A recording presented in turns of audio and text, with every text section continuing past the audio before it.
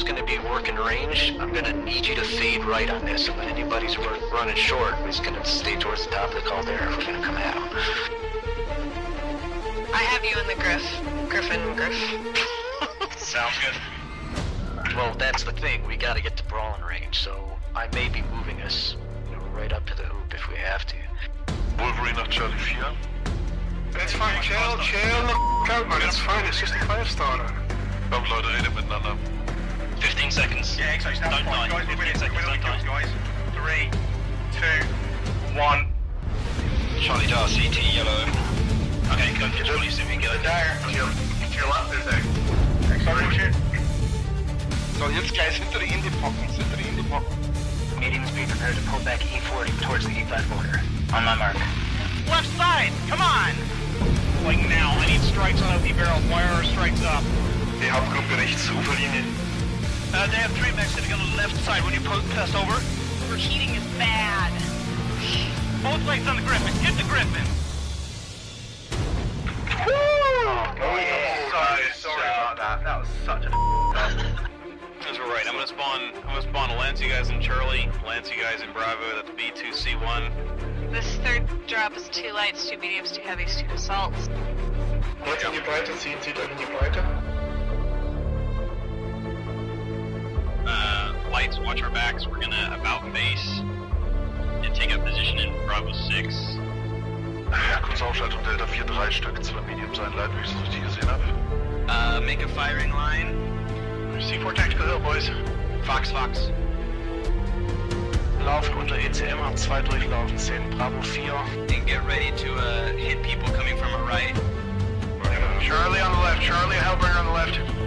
Okay, let's group up towards the left. We're gonna press through Bravo 3 to Bravo 4. I think they're kind of spread out. Check yourselves, make sure you've got, UAV cool shot. Here they come, they're pushing hard, guys. Decro. Tez on. Go. Oh, got a contact here, Bravo 3. Nice, Marshall. I'm on Delta Griffin. Well, get cross it then, get in their face. They got a highlighter, they just pushed up on Theta. We need help on Theta. Up on Theta. Yep, that's the noise. Go. Let's finish this. Full pressure, guys. Full pressure. They're down low. They're down low in Charlie 3. Get the fucking arm, Jackson. Jackson, cool shot. Cough. I got him. Okay, go, P3, go. Echo. Get over on your medium, guys. Get Echo Stormcrow. God, I suck as a pilot, but thank I packed my skill. I'm sorry that you died, sweet girls, but we will send a reasonably nice letter to your family.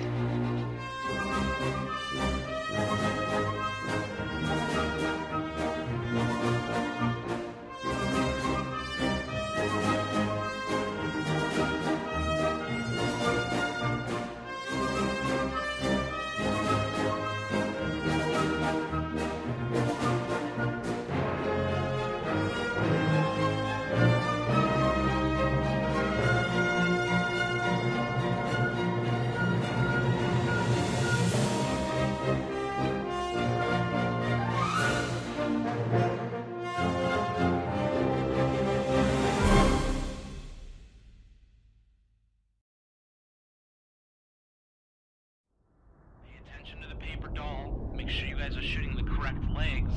Be careful of the collisions. I don't want to hear complaints about it. Work around it. Let's play this game. I need another heavy. I've got TB and a quick draw. I want to get fairly tight to it. Now, anybody who's going to be working range, I'm going to need you to fade right on this. And when anybody's running short, we're just going to stay towards the top of the caldera if we're going to come at them. I have you in the Griff. Griffin. Sounds good.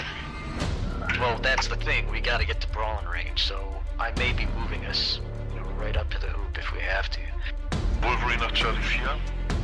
It's fine, chill the out, man. It's fine. It's just a fire starter. Komm, Leute, redet miteinander. 15 seconds. Yeah, exactly. Don't die. Guys, 15 seconds. Don't die, guys. 3, 2, 1. Charlie Dar, CT, yellow. Okay, go to Charlie, see if we can get it there. To your left, there's a... Sorry, shoot. So, jetzt guys, hinter die Indie-Pocken. Indipocken. Mediums be prepared to pull back E40 towards the E5 border. On my mark. Left side, come on! Like now, I need strikes on OP barrels. Wire are strikes up. Die Hauptgruppe rechts, Uferlinie. They have 3 mechs sitting on the left side when you pass over. Overheating is bad. Both legs on the Griffin. Hit the Griffin. Sorry about that. That was such a That's right. I'm gonna spawn Lance you guys in Charlie, Lance you guys in Bravo. That's B2C1. This third drop is 2 lights, 2 mediums, 2 heavies, 2 assaults. Leute in die Breite, zieht in die Breite. Lights, watch our backs. We're gonna about base and take up position in Bravo 6. Ja, kurze Aufschaltung, Delta 4-3 Stück, 2 Mediums einleiten, wie ich es richtig gesehen habe. Make a firing line. C4 Tactical Hill, boys. Fox. Laufen unter ECM, haben 2 durchlaufen, 10 Bravo 4. And get ready to hit people coming from our right. Charlie on the left, Charlie, Hellbringer on the left. Okay, let's group up towards the left. We're gonna press through Bravo 3 to Bravo 4. I think they're kind of spread out. Check yourselves, make sure you've got, UAV cool shot. Here they come, they're pushing hard, guys. Deco. Tez on. Go. Whoa, got a contact here, Bravo 3. Nice, Marshall. I'm on Delta Griffin. Well, you cross it then. Get in their face. They got a highlighter, they just push up on Theta. We need help on Theta. Up on Theta. Yep, that's the noise. Go. Let's finish this. Full pressure, guys. Full pressure. They're down low. They're down low in Charlie 3. Get the f***ing arm, Jackson. Jackson, cool shot. Golf. I got him. Go, P3, go. Echo, go. Get over on their medium, guys. Get Echo Stormcrow. God, I suck as a pilot, but thank I packed my skill. I'm sorry that you died, sweet girls, but we will send a reasonably nice letter to your family.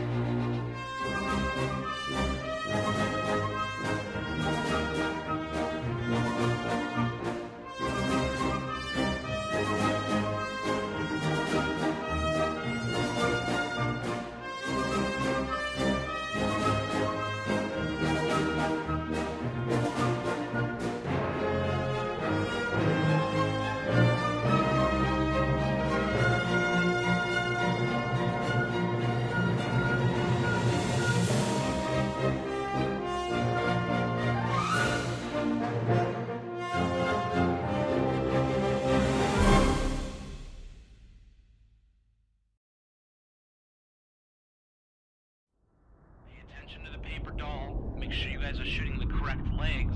Be careful of the collisions. I don't want to hear complaints about it. Work around it. Let's play this game. I need another heavy. I've got TB and a quick draw. I want to get fairly tight to it. Now, anybody who's going to be working range, I'm going to need you to fade right on this. And then anybody's running short is going to stay towards the top of the call there if we're going to come at them. I have you in the Griff. Sounds good. Well, that's the thing. We got to get to brawling range, so I may be moving us, right up to the hoop if we have to. Wolverine nach Charlie 4. It's fine, chill the out, man. It's fine, it's just a 5-starter. Warum Leute reden miteinander? 15 seconds. Yeah, exactly. Don't die. Guys, 15 seconds, don't die. guys. 3, 2, 1. Charlie Jar, CT, yellow. Okay, go to Charlie, see if we can get it. There. To your left, is there. Sorry, Richard. So, jetzt guys, hinter die Indie-Pocken. Mediums be prepared to pull back E40 towards the E5 border. On my mark. Left side, come on! Like now, I need strikes on OP barrels. Wire are strikes up. Die Hauptgruppe rechts, Uferlinie. They have 3 mechs sitting on the left side when you pass over. Overheating is bad. Both legs on the Griffin. Hit the Griffin. Sorry about that. That was such a That's right. I'm gonna spawn Lance you guys in Charlie, Lance you guys in Bravo. That's B2C1. This third drop is 2 lights, 2 mediums, 2 heavies, 2 assaults. Leute in die Breite, zieht in die Breite. Lights, watch our backs. We're gonna about base Bravo 6. Ja, kurze Aufschaltung Delta 4-3 Stück, 2 Medium sein, leiten, wie ich es richtig gesehen habe. Make a firing line. C4 Tactical Hill, boys. Fox, Fox.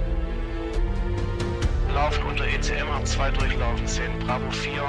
And get ready to hit people coming from our right. Charlie on the left, Charlie, Hellbringer on the left. Okay, let's group up towards the left. We're gonna press through Bravo 3 to Bravo 4. I think they're kind of spread out. Check yourselves, make sure you've got, UAV cool shot. Hey, here they come, they're pushing. Hello, hello, hello. I'm going to break in now so we can get started. Welcome to MRBC North America, Season 6, Week 4, Death Watch versus Smoke Jays. This is a Division B matchup, and so far, Division B has been incredibly competitive from what I'm seeing.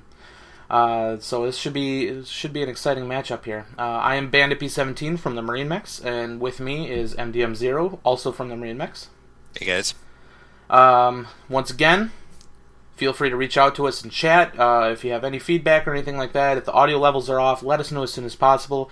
We are running on a 5-minute stream delay, so we can interact with you in chat, but we won't be able to interact with you over voice without that 5-minute delay. So we'll try and catch your messages and respond. But if we do make any changes to audio levels or anything like that, it will take about 5 minutes for that to actually propagate through. So yeah, this is going to be the third time that we've showcased Smoke Jays. This is not intentional. Just want to throw that out there.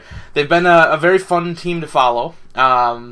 We didn't reach out to Smoke Jays necessarily because they're Smoke Jays, but their match coordinates with my stream schedule, and it just kind of fell into place, and it looked like it was going to be a fun match, so we're going to go ahead and do it for the third time.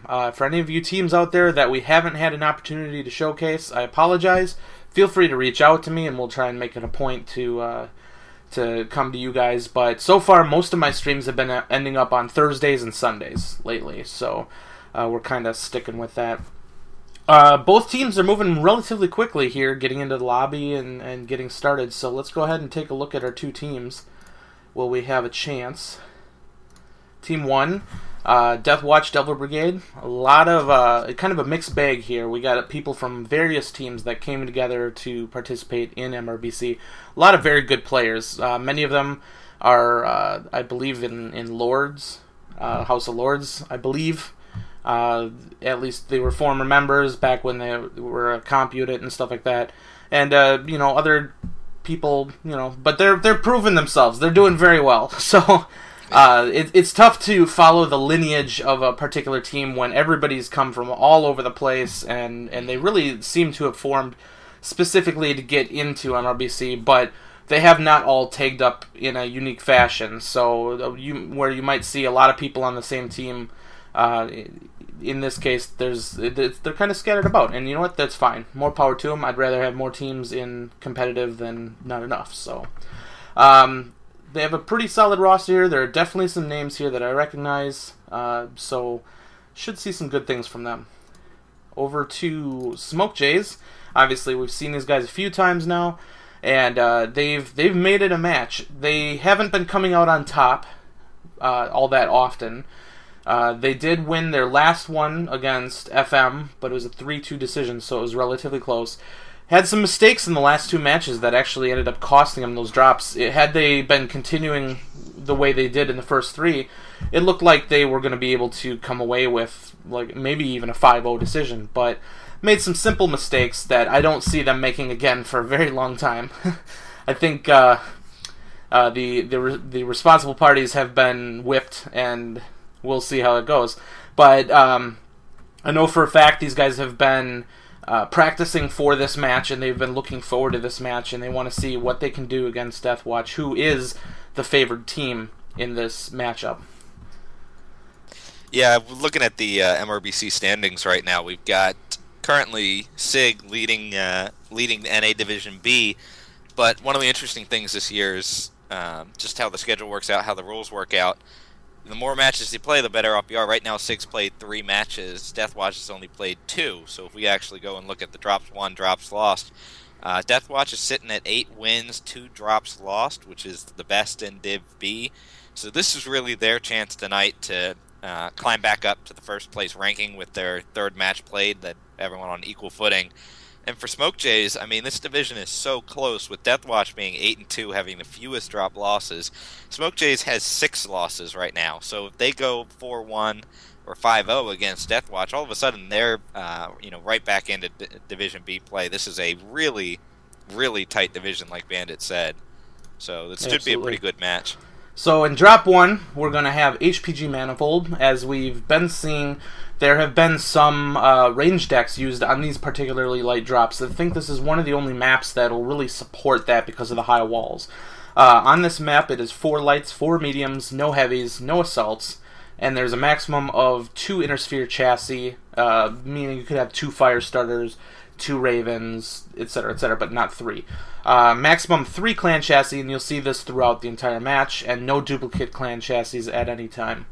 This one does require that 2 mechs carry ECM. Doesn't matter whether it's a light or medium, but we'll see, and we'll be watching for that to see who has those light mechs. And then there are no strikes on this one, so we shouldn't be seeing any strikes going off. And it looks to me like they're going to get started, so let's take a look and see what they can do. Yeah, I'm really interested how they play this. This light drop on HPG has always been kind of interesting with how MRBC's played out. We've seen a lot of split decks with some guys going up on the walls and doing a range build, some staying down below. Not too many brawls, which is a little surprising, given the how many light mechs, especially in this match. I mean, the speed of the drop decks is faster than anything you'll find in the rest of the round, but at the same time, when you can climb up on the walls, you got that range advantage, so that's been the popular strategy. So it looks like both teams are all starting together according to the setup here.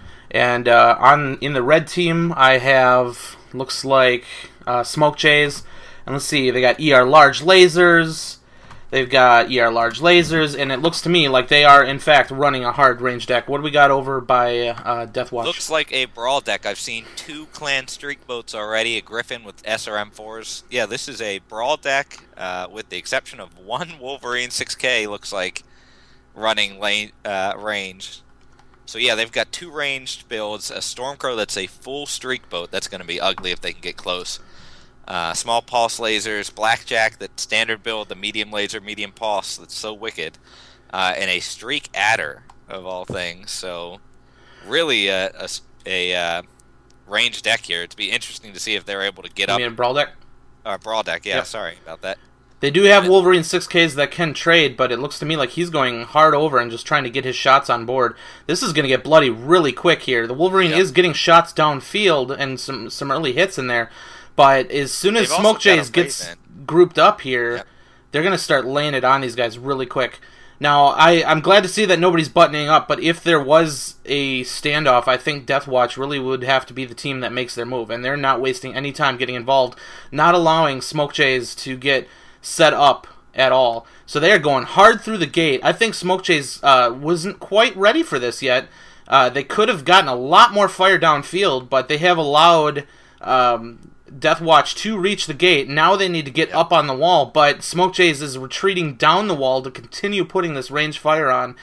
Not looking too good at this point for Deathwatch, but that's pretty typical on this map when it's brawl versus ranged.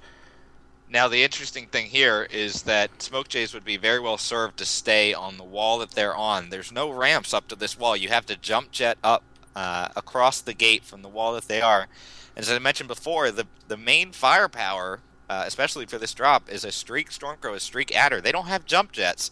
And if Smoke Jays stays on this wall, those 2 mechs are combat ineffective. I mean, Deathwatch is in a really, really tough spot here. I'm not sure what they can do to break this stalemate. They've got 2 ranged mechs that are trading and not doing a bad job. They've got the 2K down to 83%. They've got another mech down to 87%, but I mean, they've got to get up on this wall somehow, and they don't have the builds to do it. They're not going to be able to win this match on the backs of 2 mechs, that is for damn sure. No. I'm actually surprised to see them bringing a brawl deck here. I would have thought that they would have kind of gone with the trend known what the trend is, but here they go, charging out on the left side, going to take a hell of a lot of fire, but it's going to be hard-pressed to get them into any sort of position where they can trade truly effectively, because all Smokechase has to do is take a step back, and they got their UAVs up. They can see everything at this point.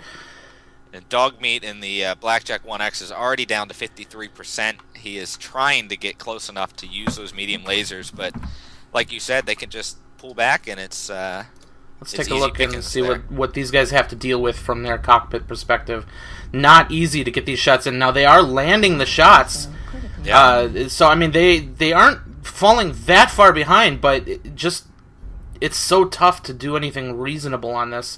You can make a good shot or two, but then that guy backs up, and then you're dealing with a fresh mech. See, the shots on the Nova from Airlock are great, but he's getting hit from every angle every time he peeks. Yep, Smokejays are spreading out on this wall. They've got basically just got them surrounded in this pit here, where you would usually have the base on assault mode, and it looks to me like one of their mechs. Which mech has gone down here? The Dogmeat and the Blackjack, he was the most hurt. Now they're focusing Lucy Liu and the Stormcrow, and you can see how difficult this is. Like, everybody's shooting every which way.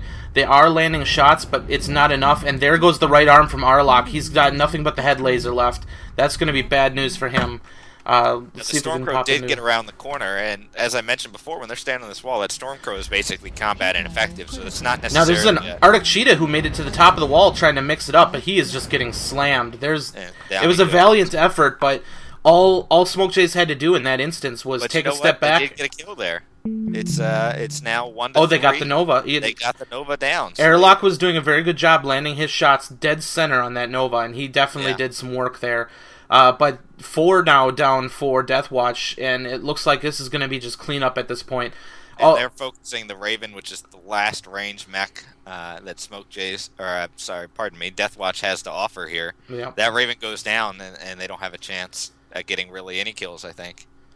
Unless, perhaps if they jump down against the Streak Boat, or the Streak Adder, and they've got a Streak Adder. But I don't think they're going to necessarily do that. And looks like there is an Arctic Cheetah jump down there and is dueling with the Griffin 2N. Kind of a brave little sucker. He might actually lose his life over this if he's not careful. Down to support as well. This is they went for the kill here. They're going after that Adder. Let's see if this Cheetah can keep himself alive. And he did it. There's one more Firestarter left who made it to the top of the wall and jumped off. Things are not looking too good for him, as these fresh mechs can jump right down on top of him and finish him off. So 8-1 decision, I would say, in favor of Smokechase.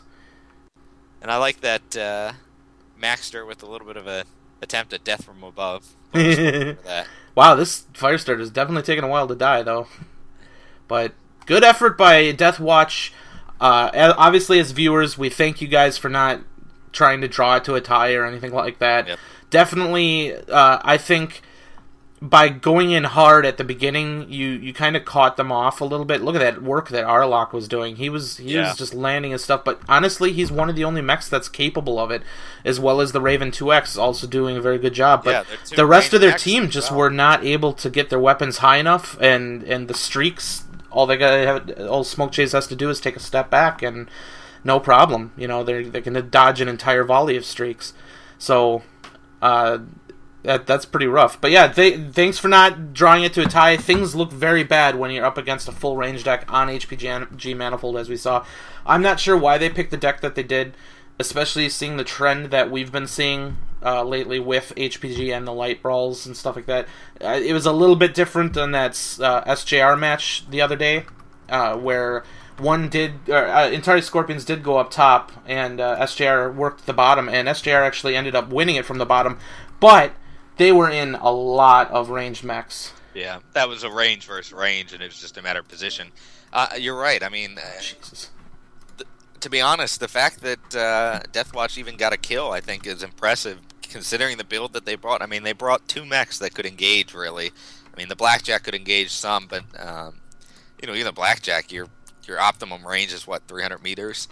And I'm impressed that Airlock was he had the ability to get down that Nova.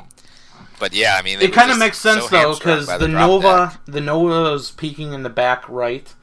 Mm-hmm. Airlock being a right-handed mech, he has a prime shot at that Nova. Yep. He wouldn't be able to effectively trade with anybody on any other part of that wall except for that Nova. I think the Nova needed to have a little bit more heads up, backing up a little bit sooner. He probably did that. I don't know who scored the kill. I want to say it's probably that Cheetah that ended up jumping up there and might have finished him off. I think the Cheetah might have finished him up. I honestly didn't see it happen, but that might have been a little bit of bloodlust on the part of the Nova pilot. Bloodlust, It's hard to speculate, but Arlock obviously did some good work, and as we sat in his cockpit, we saw that he was able to put some shots pretty accurately into center torso, which makes me wonder what the rest of these matches are going to be like as we get heavier and heavier in the decks.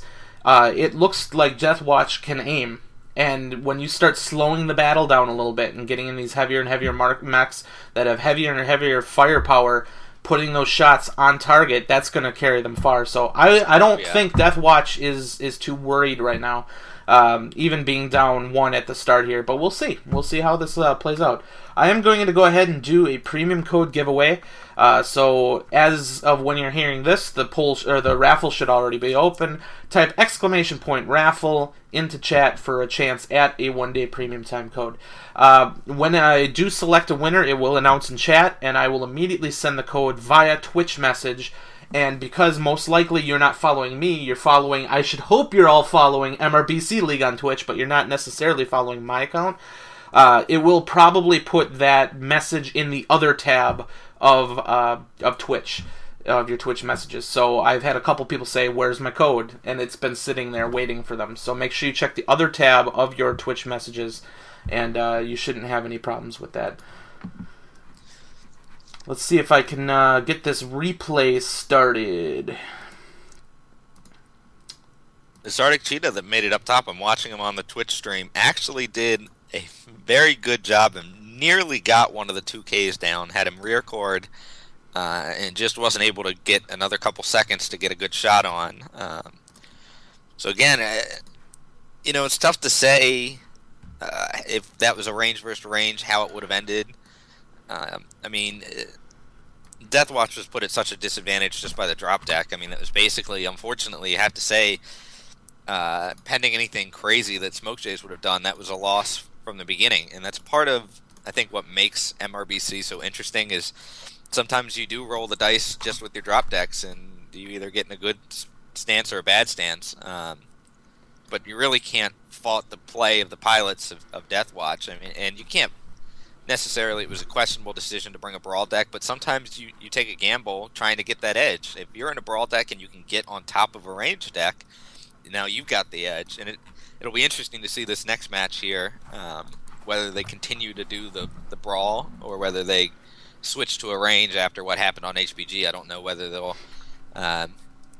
continue the course or not, but again, like you said, you can't say that this match has already swung so far in the favor of Smokejays. That decision to bring the brawl drop deck really decided the outcome. So as we're seeing in the replay here, Airlock is landing his shots very well on that Nova. The downside, though, is from their positioning, he can be shot from the back right every time he peeks, from the mechs that kind of push out a little bit further on the wall. Yeah. And as we see, he does lose 2 large lasers here from a crit to the arm. The arm is still alive, but the dice rolls were not in his favor and lost 2 lasers out of his arsenal before losing the arm, and that's pretty rough. Not saying it would have swung the match in one way or the other, but as a person who gets unlucky on dice rolls all the time, it sucks.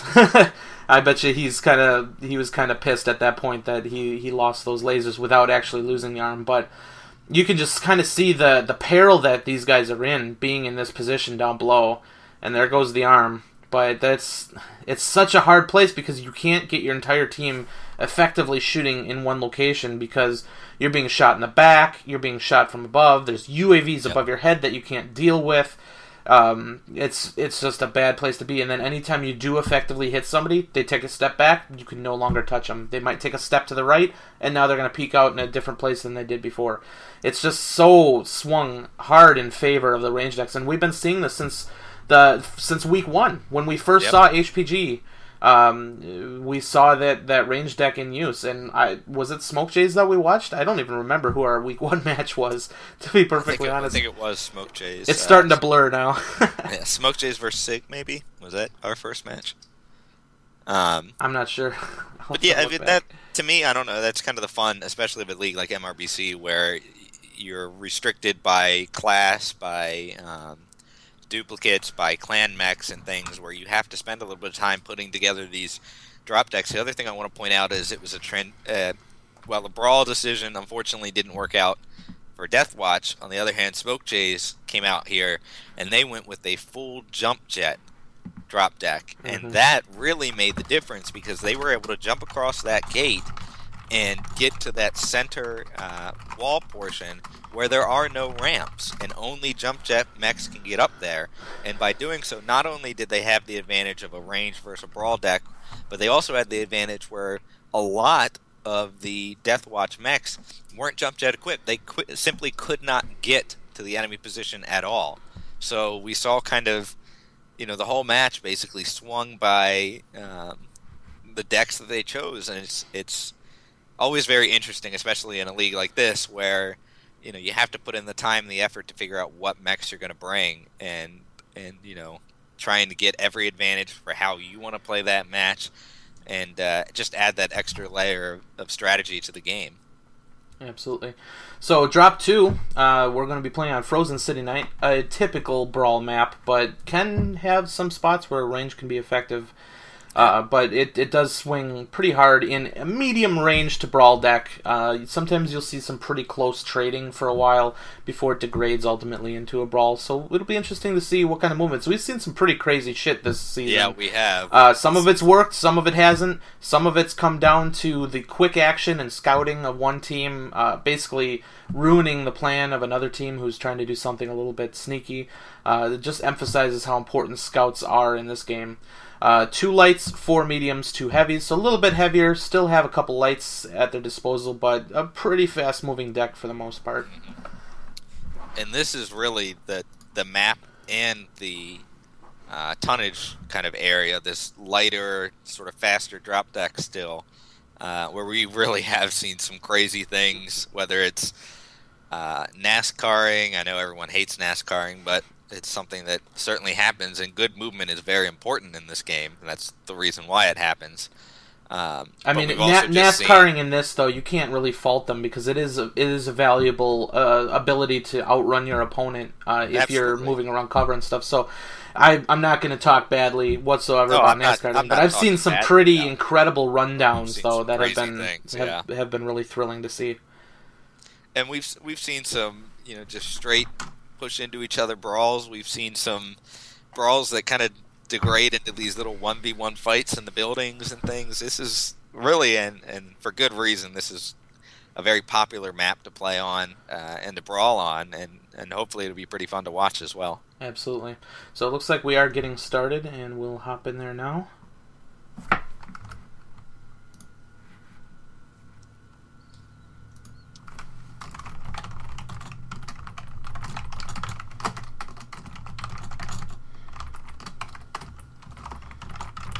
Doing the last code for the premium time in chat right now.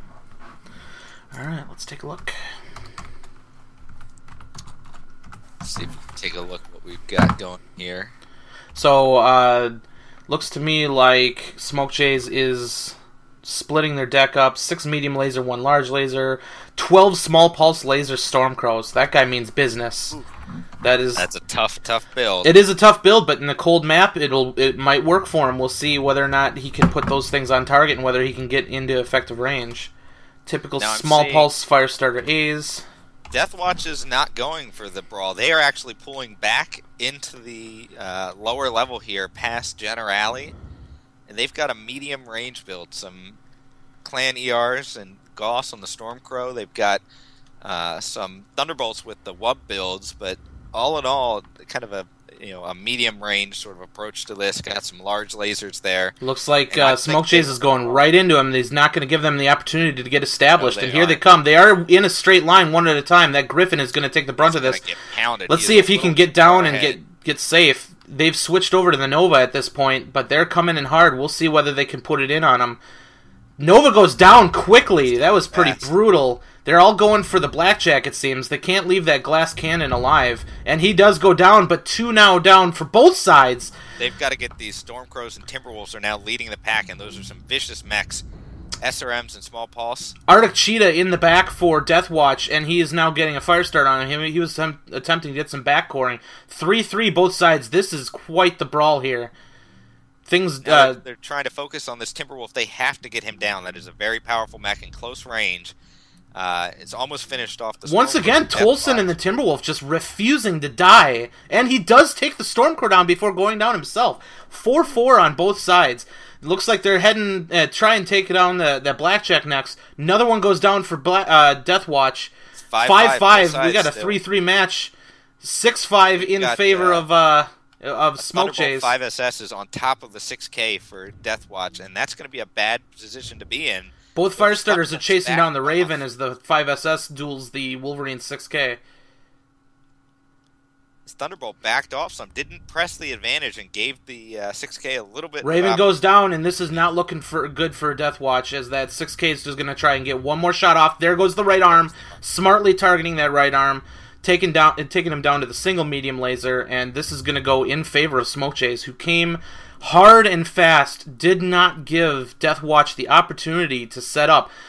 I'm actually surprised how quickly they got down there when they did not see anybody up in saddle and dropship. They must have known that had to have been a drop call saying we need to get on them. We can't let them establish out there, and they went straight there. I saw zero hesitation from them whatsoever. Beautiful drop commanding, though. I mean, you're right. They basically confirmed Lower City was empty and made the move straight for the Generali kind of lower area.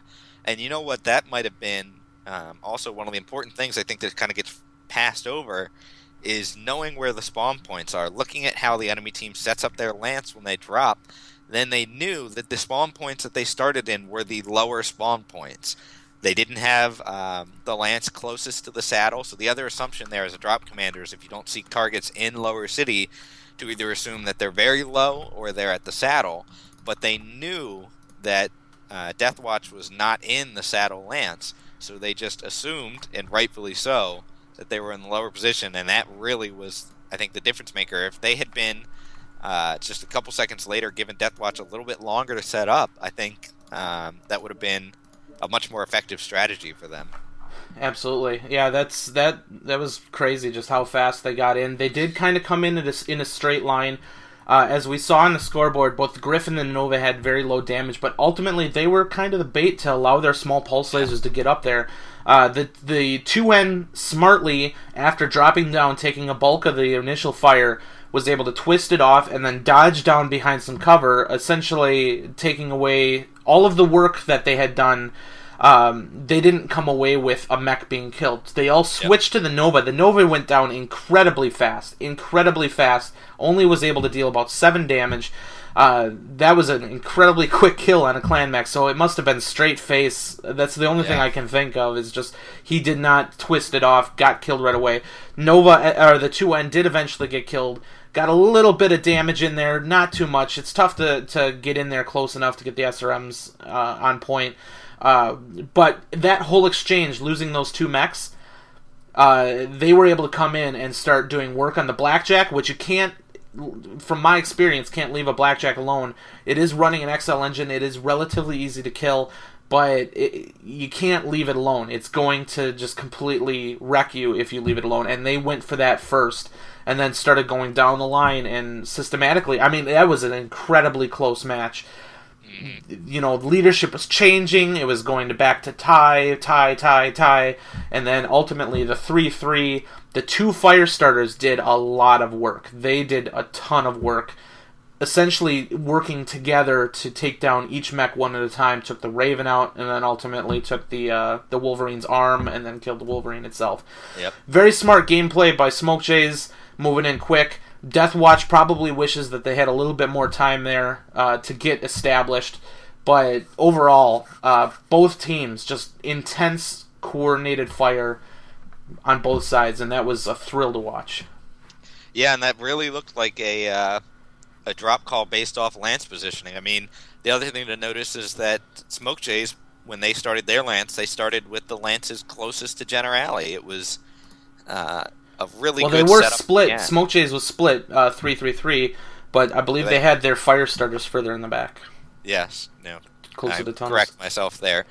Watching the replay now on the Twitch stream, and that Nova went down very quickly, and then the concern is they switched back to the two-land. I almost think the better decision would have been to go for either the Stormcrow or the Timberwolf. Those are two very powerful mechs, and that Timberwolf was able to stay alive for a long time and get to some really just very close range. And while it took him a while to bring down the Stormcrow for Deathwatch, he essentially just single-handedly took on that Stormcrow and allowed the rest of his team to engage everyone else. And you can see Smoke Jays did not know for sure that they were down there, because they were looking, their heads were on a swivel, they were looking into Lower City to make sure that they were going to get hit from there, but they made a point to go check that spot right off the bat, and I think that served them very well here, because had Deathwatch been able to really establish themselves at the distance they wanted, in the positions they wanted, I think they might have come away with the win, but Smoke Jays was able to kind of get the jump on them and kind of force them to back up here, and just watching the scoreboard, just bam, bam, bam, bam, just was so intense, just how quickly these guys were taking them out. And they had a little bit of split there, but both teams were kind of split in their fire. Almost 3 little individual skirmishes there.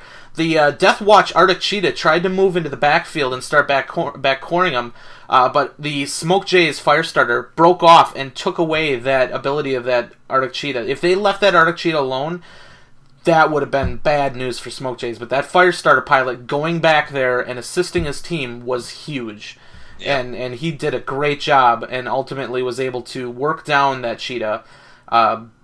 Excellent gameplay by Smoke Jays there, but excellent gameplay from both teams. Ultimately, though, win goes in favor of Smoke Jays. And they are up 2-0 in the series now.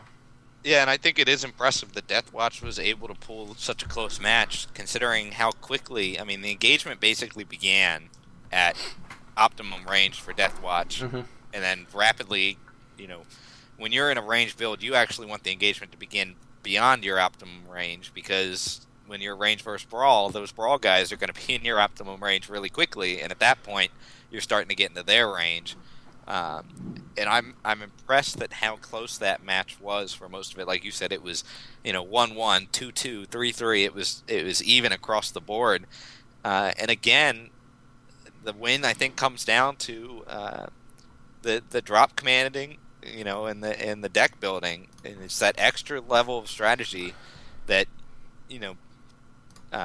1v1, maybe you have the better pilots, maybe they have the better pilots, but if you can get yourself into a good position with your drop deck and your drop calling, like you said, very, very heads up saying, we're going to check everywhere, but based on where their lances are, here's where they'll probably be. And once they, dropped in the match, they said, we got to check this out, we got to make sure, and it paid off for them. After talking briefly with Tolson, he mentioned that they were getting ready for this match. I'm wondering, and I hadn't had the opportunity to look into this, look through any videos or anything, because I hadn't really thought of it. I'm wondering if maybe Deathwatch did the same thing in Week 1 against their Week 1 opponent. If they even played the Week 1 match, I'm not sure. But perhaps that happened, and perhaps Smoke Jays was just going to try and take that away from them. We'll really have to look into it to see, and if that's the case, props to Smoke Jays for doing the research. But I don't want to give the props without it being true.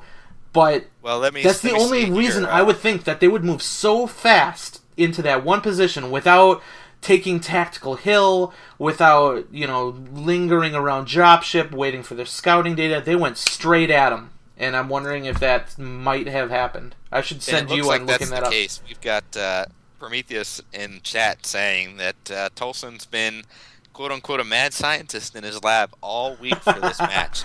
Awesome. So I think that is true. And one of the things with MRBC League, they strongly encourage you to record the matches, to post these recordings, so you do have the ability to do some scouting. You can go back to the tape. Go back, look at the tape, break down what they like to do, find some tendencies. If you really want to get involved in the competitive play, those are the sort of things that can give you that edge to say, you know what, on this map, this team tends to do that. Absolutely. Now, that being said, the other side of that is that the opposing team can maybe use that against you and do something that breaks their tendency and say that they instead went to dropship, and if Smoke Jays had done that strategy and run right over there and Deathwatch came up behind them, all of a sudden now you're in big trouble. So it goes both ways there, but definitely get some props out there to Tolson. Looks like he has done his homework, and so far it's paid off. Absolutely. And I mean, that's just the same thing as, like, I think if you would have watched the Week 1 match of Smoke Jays as Deathwatch, you might have seen that they, in fact, did do a range strat on HPG. I believe that's what happened. Because I think that they took on SIG in Week 1, and they used that same strat, and Deathwatch didn't come prepared to counter that. So that was... That's the kind of thing where Deathwatch is a fantastic team, and they can shoot incredibly straight, and they're smart. But if they had potentially done a little bit more prior research, maybe that's what's giving Smoke Jays the edge. And you know what? That's what it takes to win. Then that's what it takes. But so far, it's been fantastic for us as viewers because this isn't turning out like we thought it would at the beginning here. But like I said, as we get heavier, the strats become a little bit less valuable, and the ability to shoot with that heavy firepower really starts to win out. So let's see what happens. Drop 3 is the Commander Assassination map. Tourmaline Desert. We've been seeing a lot of range here, of range, and we saw a lot of range with the Zeuses and stuff. A lot of power position range, not a lot of peak range, but a lot of just stand there and take it kind of range. So no lights on this, so no ability for lights to go around and harass, no Raven 4Xs shooting from a million miles away. 3 mediums, 4 heavies, and then the 1 assault must be a Zeus. Maximum of 2 inner sphere chassis, so you can have, 2 Thunderbolt 5SSs, 2... I don't know, you'd probably end up putting clan mechs in there too, but like 2 Shadowhawk 2Ks or 2 Wolverine 6Ks or something like that. You can see a couple of those in there. Obviously the clan restrictions still take hold, and there are still no strikes on this map. Yeah, and I would be very, very surprised to see a team go Brawl, although we've seen now one team go Brawl on each map. Tourmaline, like you said, is typically a pure power position, stand out in the open, and just try and hit your shots better than they can hit their shots sort of match. So I wouldn't expect a Brawl, but so far I think we've been surprised both games, so we'll see what happens. And we will be doing another raffle for Premium Time Code after this match is completed, and it looks like they're going to be getting started pretty shortly here, so... What do you kind of expect to see? You think it's going to be a range versus range, a little bit of a standoff, or do you think one team's going to take it right to the house?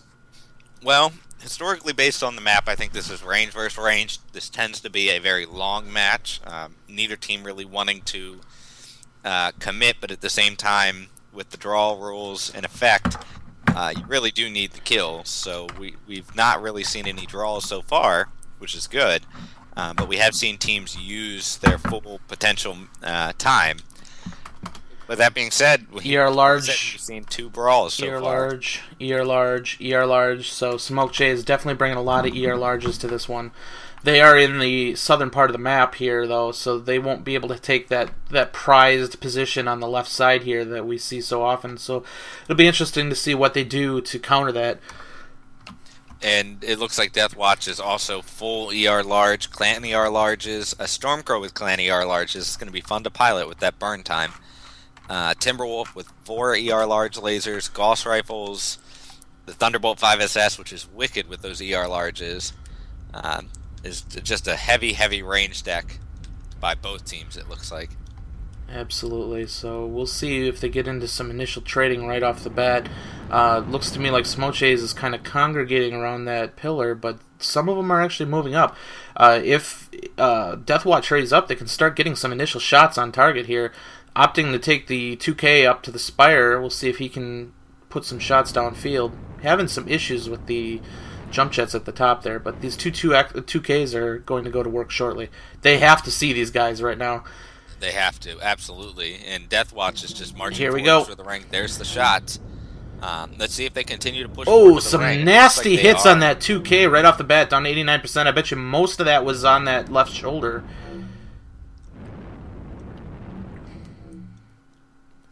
Looks like Deathwatch is moving up to the pass behind the ring, and they are going into this power position right here. They are moving right out in the open. Absolutely, but both teams are. Let's see if Smoke Chase, as they move up here, can keep their shots on target. Things are getting very hot here. Looks like they're focusing mostly on the 5SS, who is now ducked back.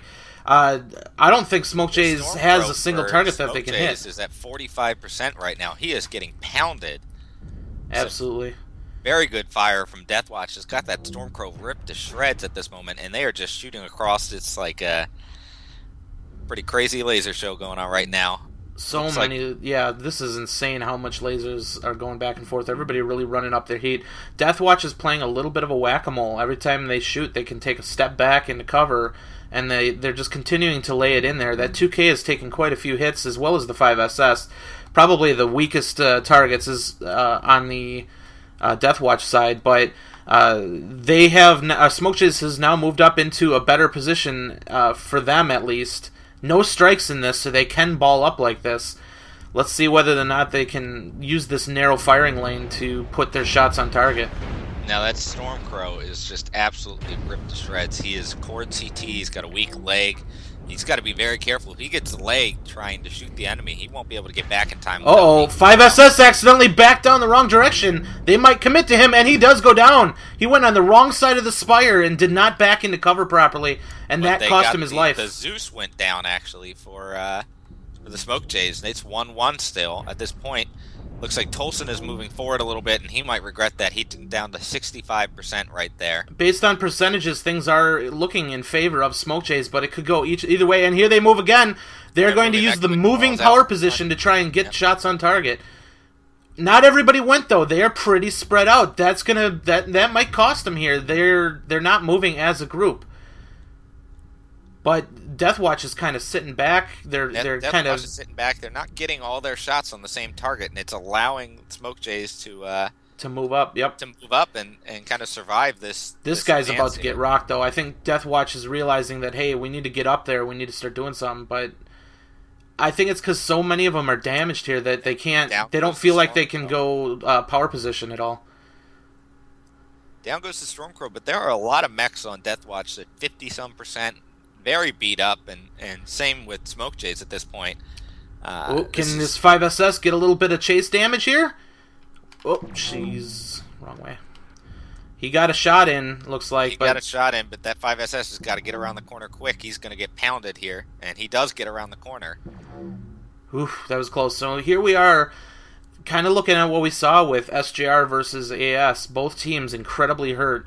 Things can go either way. Just a good shot from any mech could kill another mech. So it's going to be pretty tense here. One wrong movement can cost you your life. It looks like the Smoke Jays are splitting up a little bit. They've got 3 mechs going kind of further south, 3 mechs going north. They're on this eastern edge here of the map. Just trying to get some angles, it looks like, but they are splitting up, and that might be a dangerous strategy unless those mechs... those other 3 mechs can get into a good position. This is looking pretty dangerous here. All these Deathwatch mechs all packed up so tight. If somebody peeks, he's going to have bad news here. Yeah, absolutely. Just makes you wish you had an arty strike, doesn't it? Absolutely. But they are now splitting up too, trying to find good firing lanes. We might have a little bit more exchanges on this right side. Smoke Jay's playing it very tight, and he gets a free shot in on the Zeus, who's not able to return fire. But they are kind of splitting off. 5SS is moving out, and he is taking a little bit of fire from the Timberwolf, but it's basically a 1v1 trade at that point. No one else for Deathwatch can engage. Uh-oh. And Smoke Jays are grouping back up. They've decided that they want to stick together here. It looks like Deathwatch has got some of their mechs trying to peek around both sides of the corner here. Yeah, I'm trying to find where the best peaks are going to happen here and the best exchanges, but it's so tough because as they're spreading out like this, somebody's going up on the spire. He might get a free shot in. We'll see if he gets discovered. So far, I don't think they're reacting to him. And he gets a free shot in on the Shadowhawk, who's very, very damaged. Very weak at this But they're going to point. start firing up at him in a second here. They know he's there now. So that Spire worked very well, but if he overstays his welcome on that Spire, It looks it's like not they've going to work good for definitely him. got a ball lined up on him now. I don't He's think not he going to should want to stay do up that there anymore. anymore. Yeah, No. he got those free shots, and it looks like he's moving over to the other Spire. But yeah, he got some good shots in there. I don't think he While took we were too terribly much. Smoke Jay's lost another mech. They are now down 3-1.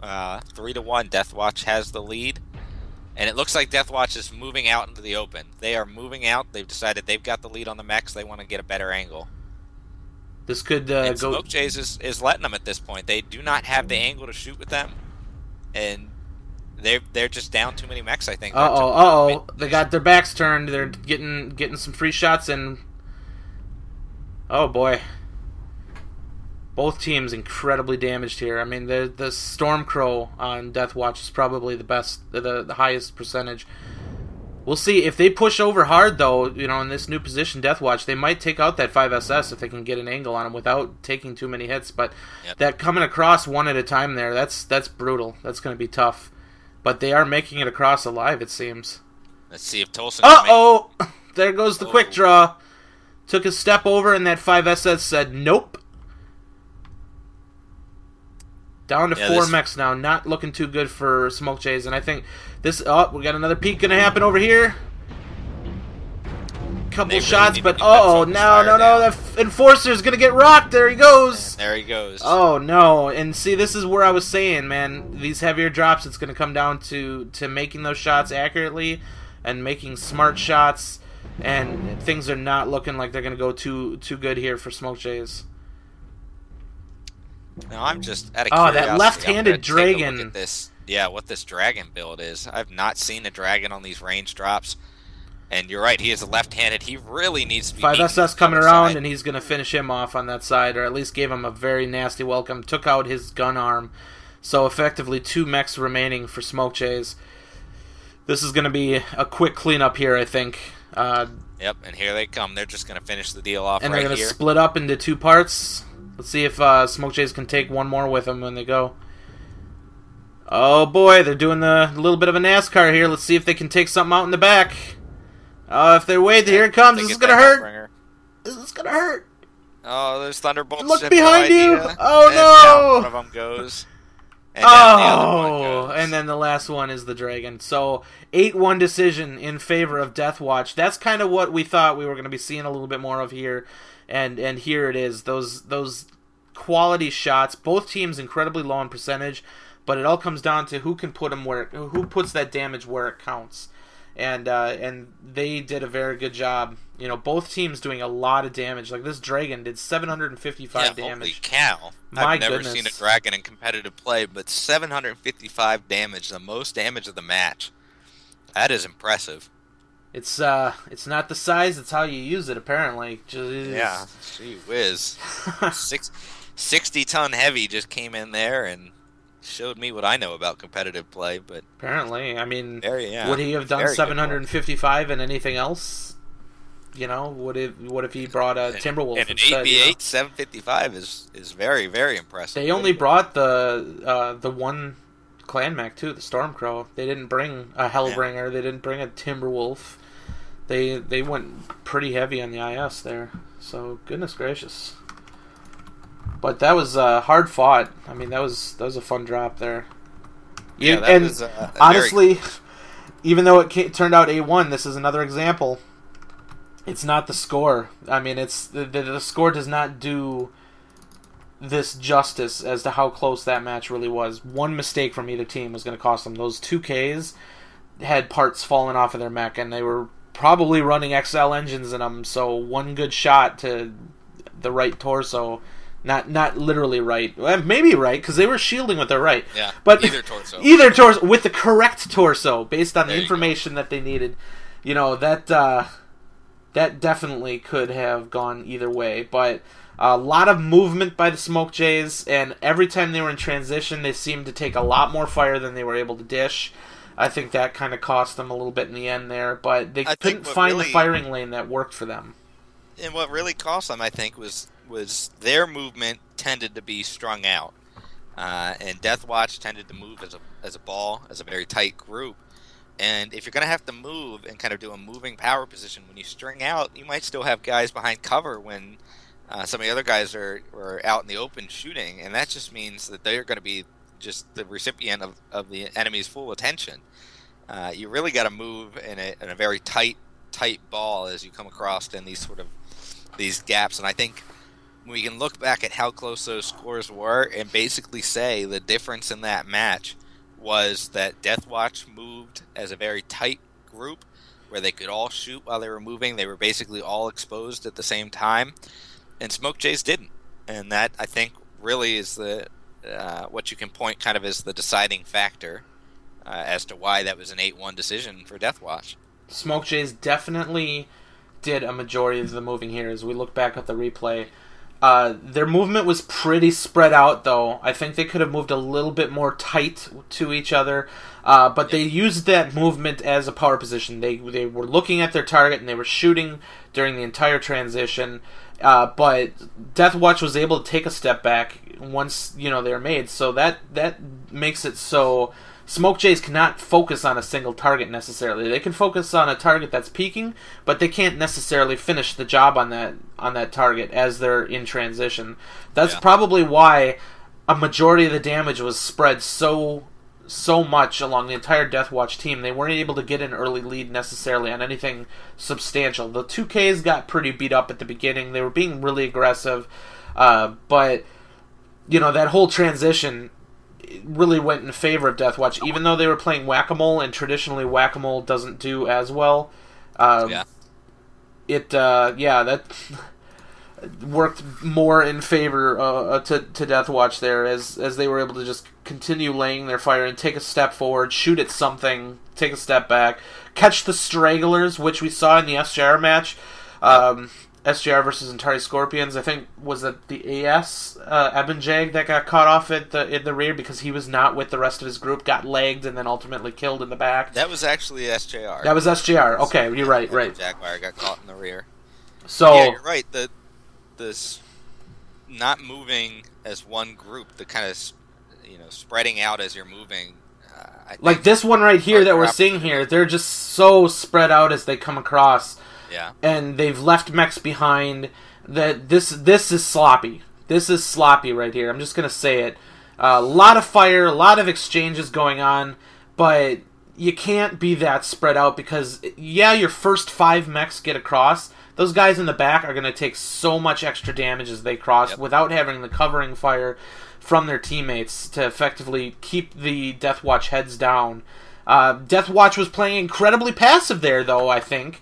So a couple of their mechs were peaking pretty aggressively, but for the most part, especially their cored out mechs, staying in the back, they probably could have done a little bit more work on Smoke Jays, though, had all of them been really laying it into them. But it worked for them. They smartly kept their damaged mechs back for pretty much the rest of the match and were able to come away with the 8-1 decision. Yeah, I think, like I said, that's the difference in that match, is when you've got a game that's that close, damage, both teams down at 50%, 40% before they die, it comes down to the spreading out and really just the, sloppy really is a good way to put it, even though it might not be... it's not the nice way to put it. The nice way to put it, but you just can't afford to string out like that and that sort of movement when you're dealing with these ranged power position sort of moves. And I'm sure no drop commander would go back to that footage and say, this looks good. And you know what? A lot of times it's hard for them to catch that, especially on the fly. But even just catching it, looking at their own footage, it's a little tough. You see the little arrows on the ground. But hopefully they can come back. And I know Smoke Jays likes to come back to this footage. So I'm sorry for calling you guys out on this. But hopefully you can kind of see what we saw. That cross there was more costly than it needed to be. So hopefully you guys can tighten that up in the future. We'll see how it goes. But well fought, lots of damage. This could have really gone either way, but ultimately Death Watch was able to secure the kills needed to come away with that. But we are going to do another giveaway. Type !raffle into chat for a chance at a one-day premium time code. The winner will receive it immediately in Twitch messaging, and I will most likely show up in the other tab of Twitch messaging because you most likely aren't following me. But hopefully you're all following MRBC League, so you should do that so you can catch all the action. We're not the only shoutcasting crew here. So you can see matches from, the Magician and some of the EU guys and stuff like that. So definitely follow if you haven't done already. Yeah, absolutely. I actually looked it up today, there's been 12 other shoutcasts, not including tonight. So if you haven't been following, that's what you've missed out on. But there's still plenty more to come. So definitely make sure you follow, catch up with the action, and shoutcast from so far we've got shoutcasts from basically every league. And like Bandit says, we try and catch, any match that we can. Reach out to us or reach out to Bandit. Don't reach out to me. Reach out to Bandit, and we'll try and get you on there. And absolutely, and once again, we welcome all feedback and criticism. Just don't try and tell me to shave my beard. Somebody said that earlier. Not going to happen. But we are still watching the replay of the last match. If you are just joining us, Smoke J's or Death Watch comes away with the 8-1 decision here, and we're just seeing how this goes down. Smoke J's doing a lot of movement back and forth, but relatively strung out. Death Watch able to just continue laying in the damage, and ultimately just bled them to death, taking them one at a time until their final push where they roll around and kill the last 3 mechs. But that Dragon definitely did a lot of work. I wish I had done a little bit. I tend to pick. Kind of wish that I was hovering over that Dragon to just see how he was able to deal as much as he did. He must have been playing his corners very well, or he was just aiming very well. That peeking out the right side did a little bit of team damage there. That's a tough angle to peek from, having to expose basically your entire mech to get that. Yeah. And then as that 5SS comes around his left side, his arm is just going to get shredded, and that's going to be it for the Dragon. Here comes that sneaky 5SS on the left side there. Bam. And that's it for the Dragon. Oh, what a way to go. Had he been, peeking around the left side a little bit more there, he probably didn't realize that they were moving up, but that would have played to his strengths, and he might have been able to potentially kill that 5SS before he was able to lose the arm. But, hearsay, I mean, that was well fought by both sides. Pretty fun match to watch there. So once again, we have a raffle going. Type !raffle in chat to enter for a chance at a one-day premium time. They're getting into their lobby now, so we'll get started pretty quick here. But let's go over the map. Next one we're going to be heading to is Crimson Strait. This is the 2222 drop. No duplicates at all. This is the first drop where strikes are allowed, however. So this kind of combats the tight murder balls that we've been seeing, and tight shot balls and stuff, because more than one mech can potentially get hit by those strikes. But sometimes you just do that anyways and eat it, But if one team is really on top of the strikes, that's a lot of outgoing damage. Yeah, that's a ton of damage you can put down the field if you can group up. That's why we usually see a little bit more spread out engagements here. Typically, we've been seeing some range decks, but you know what? The last couple matches I think we've shoutcasted, we've seen some brawls happen here. We've seen some ranged builds become brawls even on Crimson, which is not always the case, but makes it for kind of a interesting match to watch. So it'd be interesting to see what happens.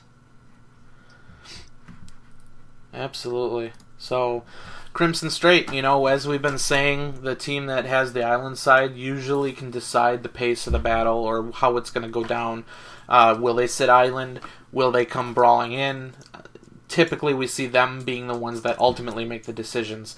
The team that starts factory side can go ranged. They can go ranged either directly to combat against sitting island, or they can go ranged and button up in a corner.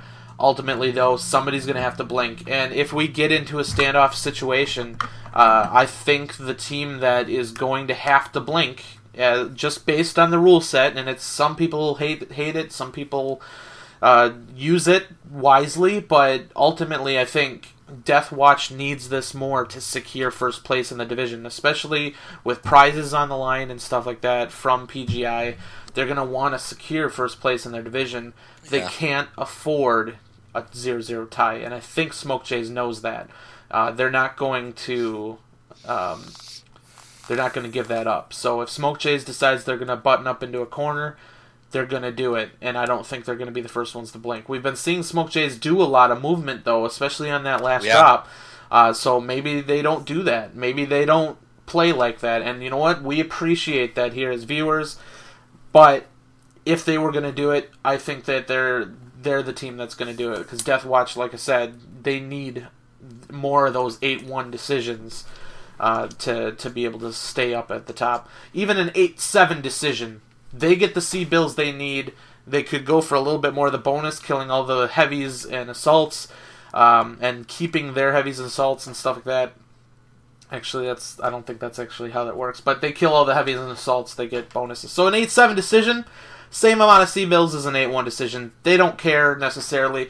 They're not worried about Smoke Jays coming up and stealing first place, I don't believe. I mean, maybe they can do it. Who knows? But I don't see that happening, because it would take a miracle, or I guess maybe mathematically it'd be impossible at this point for Smoke Jays to take first place in the division. However, they need more of those wins, and starting 2 behind, that's rough. So they can still take first place here, and there is one more week of matches here. We're getting to the end of the season, but Death Watch can still take first here, and then maybe next week they can clean up. And that being said, like we mentioned at the start of the cast, this is a really, really tight division, and Smoke Jays so far at 2-1 has done very well for themselves, and certainly, well, right now they might be towards the bottom half of the division. That doesn't mean a whole lot in Division B with how close these teams are together. That's true. This is an opportunity for them to push up and maybe make a run for first place as the season goes on. If they can have a strong match tonight and continue that, then, with how close these teams are, anything is possible. So, absolutely. So, I've actually been incredibly impressed with how Division B has been playing out here. I went back and I did a little bit of research on the scoreboards and stuff. The only team to score a 5-0 in the entirety of Division B thus far, and it still stands as of now, has been Death Watch. They scored a 5-0 decision against Swords of Kentaris. No other team in no other matchup has landed a 5-0 decision. And that's really a testament to, I guess, how good those teams are compared to each other. There are definite people who are stronger, some that are a little bit weaker, but none of those teams should feel that they are not in their appropriate division at this point. It has been incredibly strong. And I think the argument can be made at this point that it's the most balanced division in all of MRBC. Typically, with all the other divisions, you see a team or two that might be running away with the division right now, maybe only have a loss or two. But as we mentioned, Death Watch right now sitting at 2 losses, has the fewest losses of everyone in Division B, but they've only played 2 matches so far and already picked up 2 tonight. So very, very, very close in general, and just pretty exciting. I think hopefully we'll be able to shoutcast some more of these games down the stretch to see how Division B turns out, or NA Division B, of course. But it's pretty. So far, it's been pretty good, and like you said, I think every team really belongs in this division, and that's always good to see. Absolutely. Trying to figure out why Jump Gunnington has not received his premium time code. I sent it immediately, so I'm working with him right now, just trying to figure out.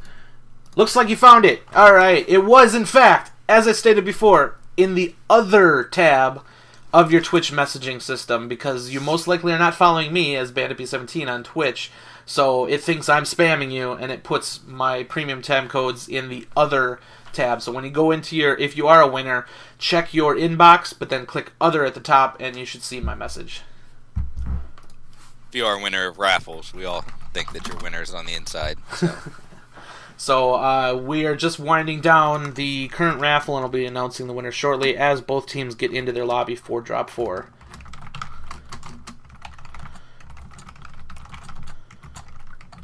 Yeah, it looks like we've just got a little bit of a delay here in the lobby with some disconnects. Might be some stormy weather, it looks like, kind of messing with some internet connections, but hopefully they'll get that sorted out and we'll get started here. Sure. So while we're waiting, what do you think we're going to see here? Oh, gosh. I think range is the safe choice. Obviously, Crimson Strait with the island, the water, you see a lot of range, but we've also been seeing some Bravo 4 that city line, just straight brawls. Those have been two pretty teams pushing intense. into each other, Yeah. and they certainly have been intense. So if you ask me what I'd like to see, I'd love to see a brawl. I think brawls are always a little more fun to watch. But I think the map tends to lend itself to range if you want to play a little more conservative. You know what, though? I feel, But- and this may not be the case, but I feel like Island is becoming a little bit more overrated. I've seen a lot of teams moving away from that strat because I think a lot of teams are getting more comfortable countering it, coming around that Yeah. A1 side, effectively trading, maybe even brawl rushing in. I haven't been seeing as many teams consistently taking Island. Some even just play in the water and just are in a rotatable position where they could pick where they end up wanting to go once the fight starts. But I haven't been seeing all that many committing to Island in a range deck. But we'll see what we see here. I mean, it could go either way, and it looks like we're going to get started. Now, the other strategy that we haven't seen as much of lately, but it's certainly something you see in the public queue, is the saddle rush. And that's also something, if you can catch a ranged deck and you're in a brawl deck, saddle rush might be an effective strategy. Absolutely. So let's take a look here.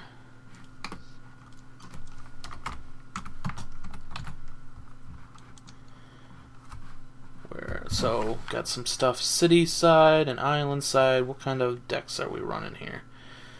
Raven Hugin. That's all I need to see. A Raven Hugin, and then we got a Blackjack 1X. Smoke Jays is going brawl.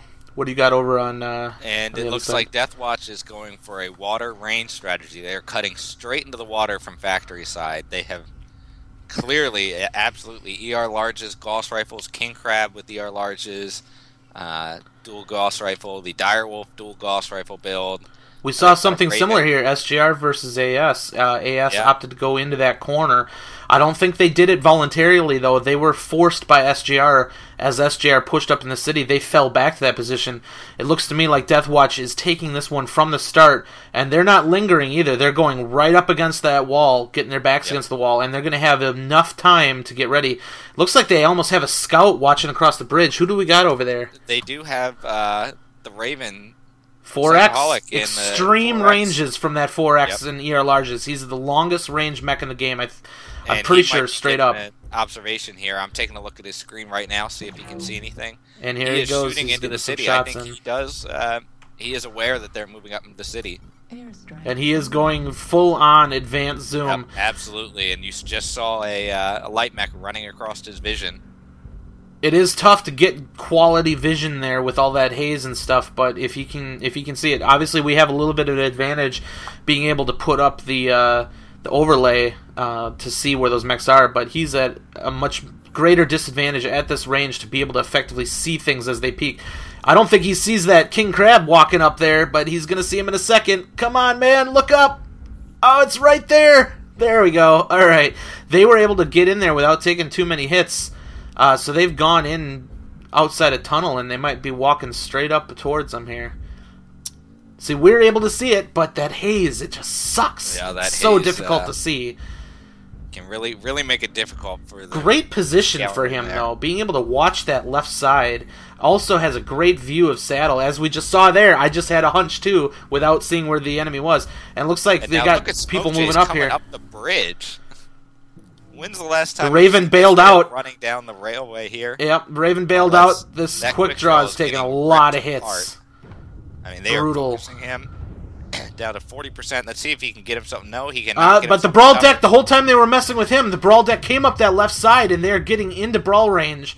Let's see if they can get in there. Quick draw does go down, but they're bringing it to the house, and let's see what happens here. Very weird focusing split, that though. King Crab. The King Crab is dead now.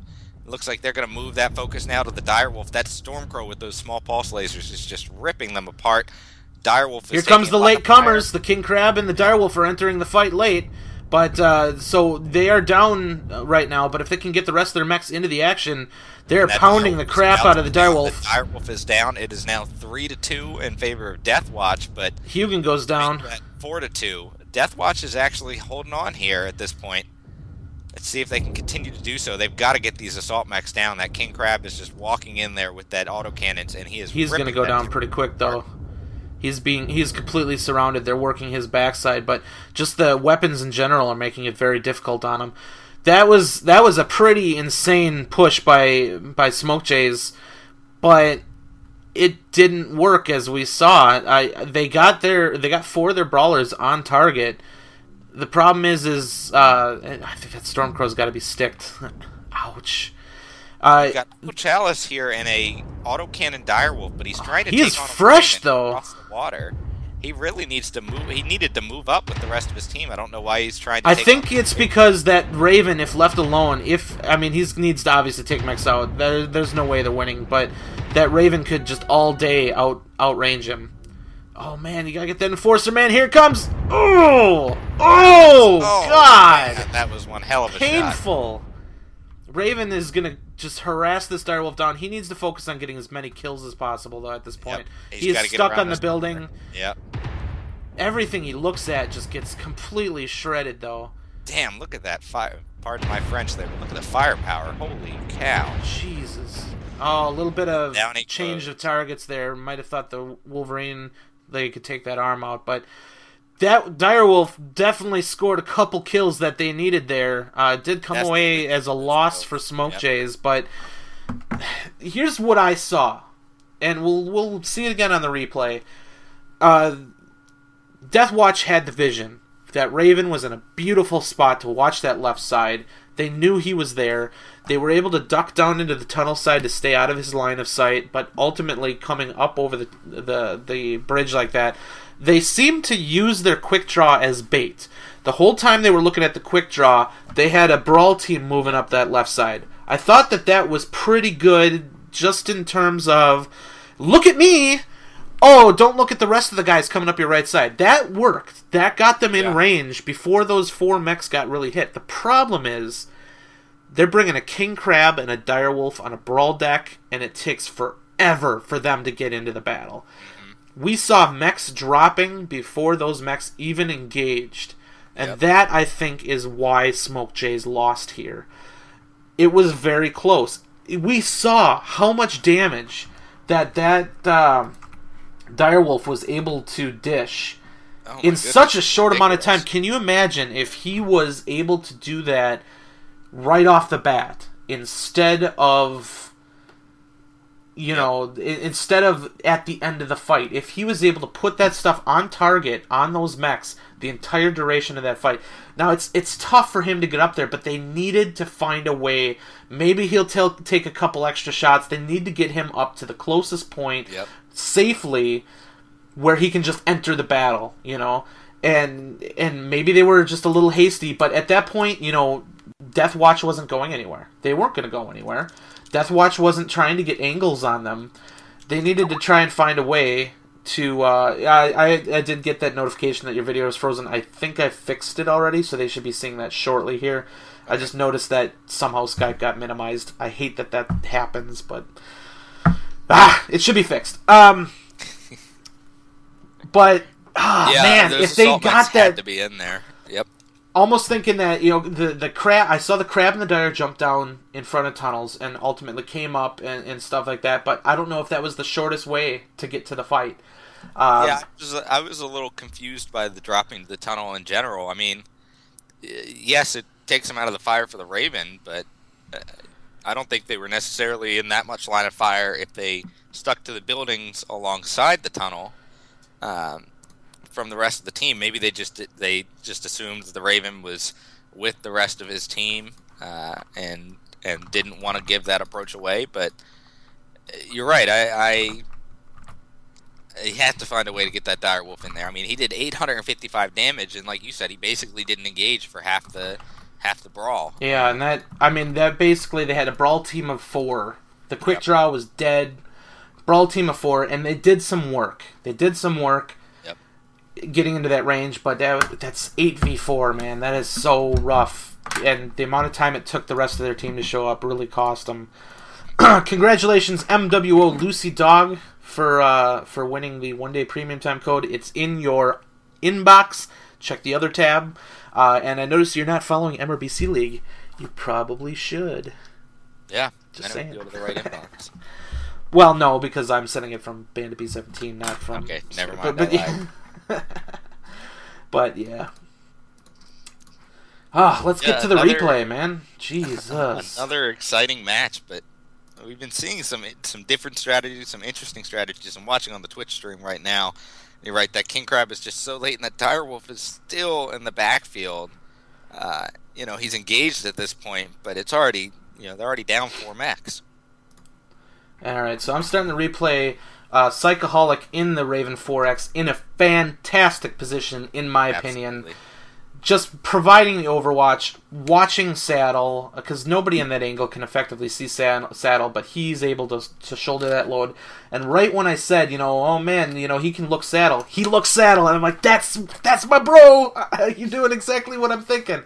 But then here comes that quick draw, gets completely annihilated. I want to say that his entire purpose was purely to provide a distraction, as it looks like the Timberwolf actually followed him. They were doing a straight up split rush, but the quick draw and the Timber weren't really going into them. They were providing that outskirts. They were probably built. I see PPCs flying. That Timberwolf was a PPC mech. I don't know what the quick draw was running, but the PPC was. They were doing work. It's just you got the 4 bodies in the mix. You got the PPC Timberwolf and the quick draw on the outside. Quick draw dies.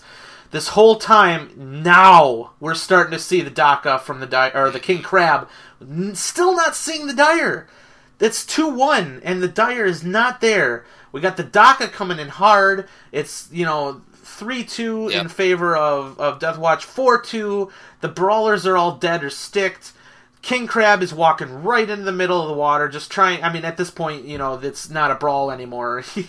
It's a shoot everything, and then here comes the Dire finally putting his shots downfield. It's that Dire, if he was in the fight from the start, it could have gone so differently.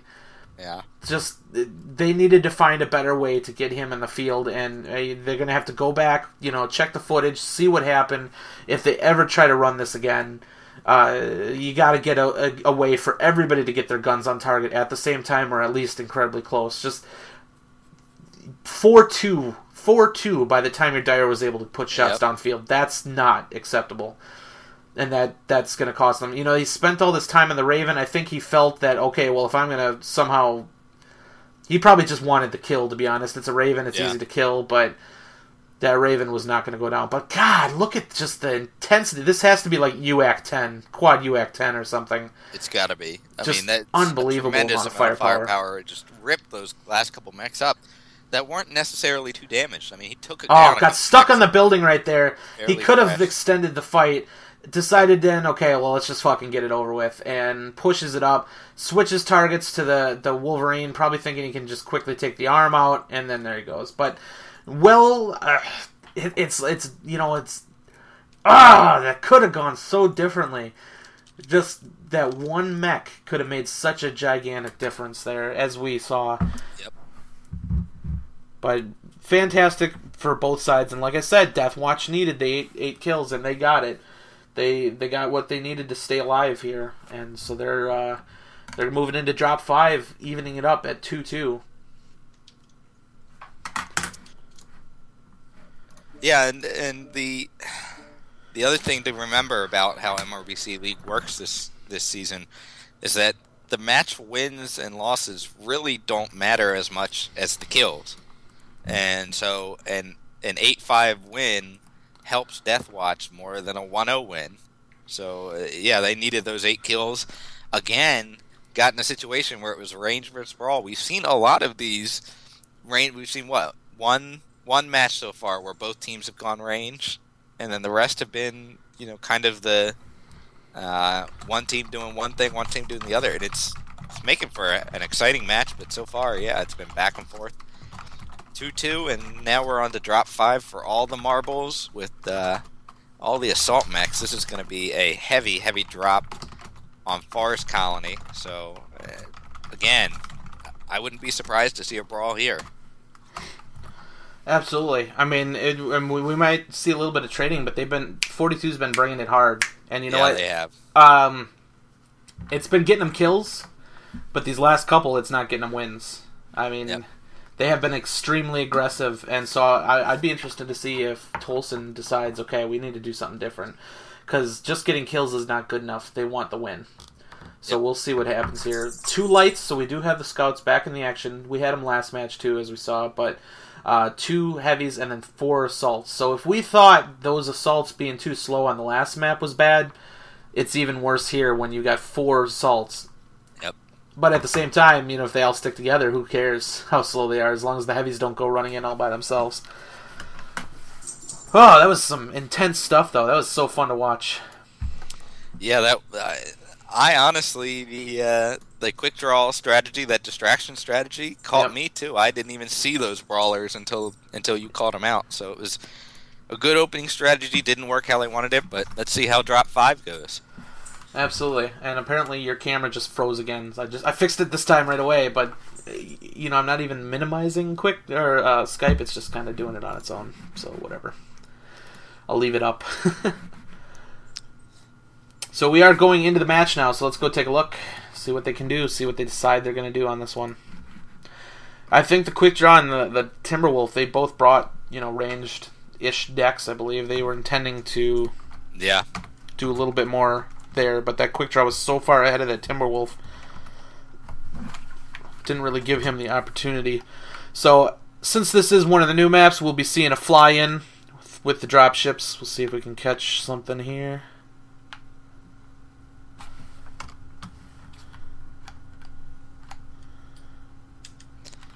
Thankfully, the dropships do not shoot the spectators out of the sky. We appreciate that. All 4 assaults just dropped in water for Deathwatch. They are bringing 2 King Crabs, a Direwolf, and a Battlemaster 1S. What do we got over on the other side? Looks like another 2 King Crabs. There's that Dragon 1C again.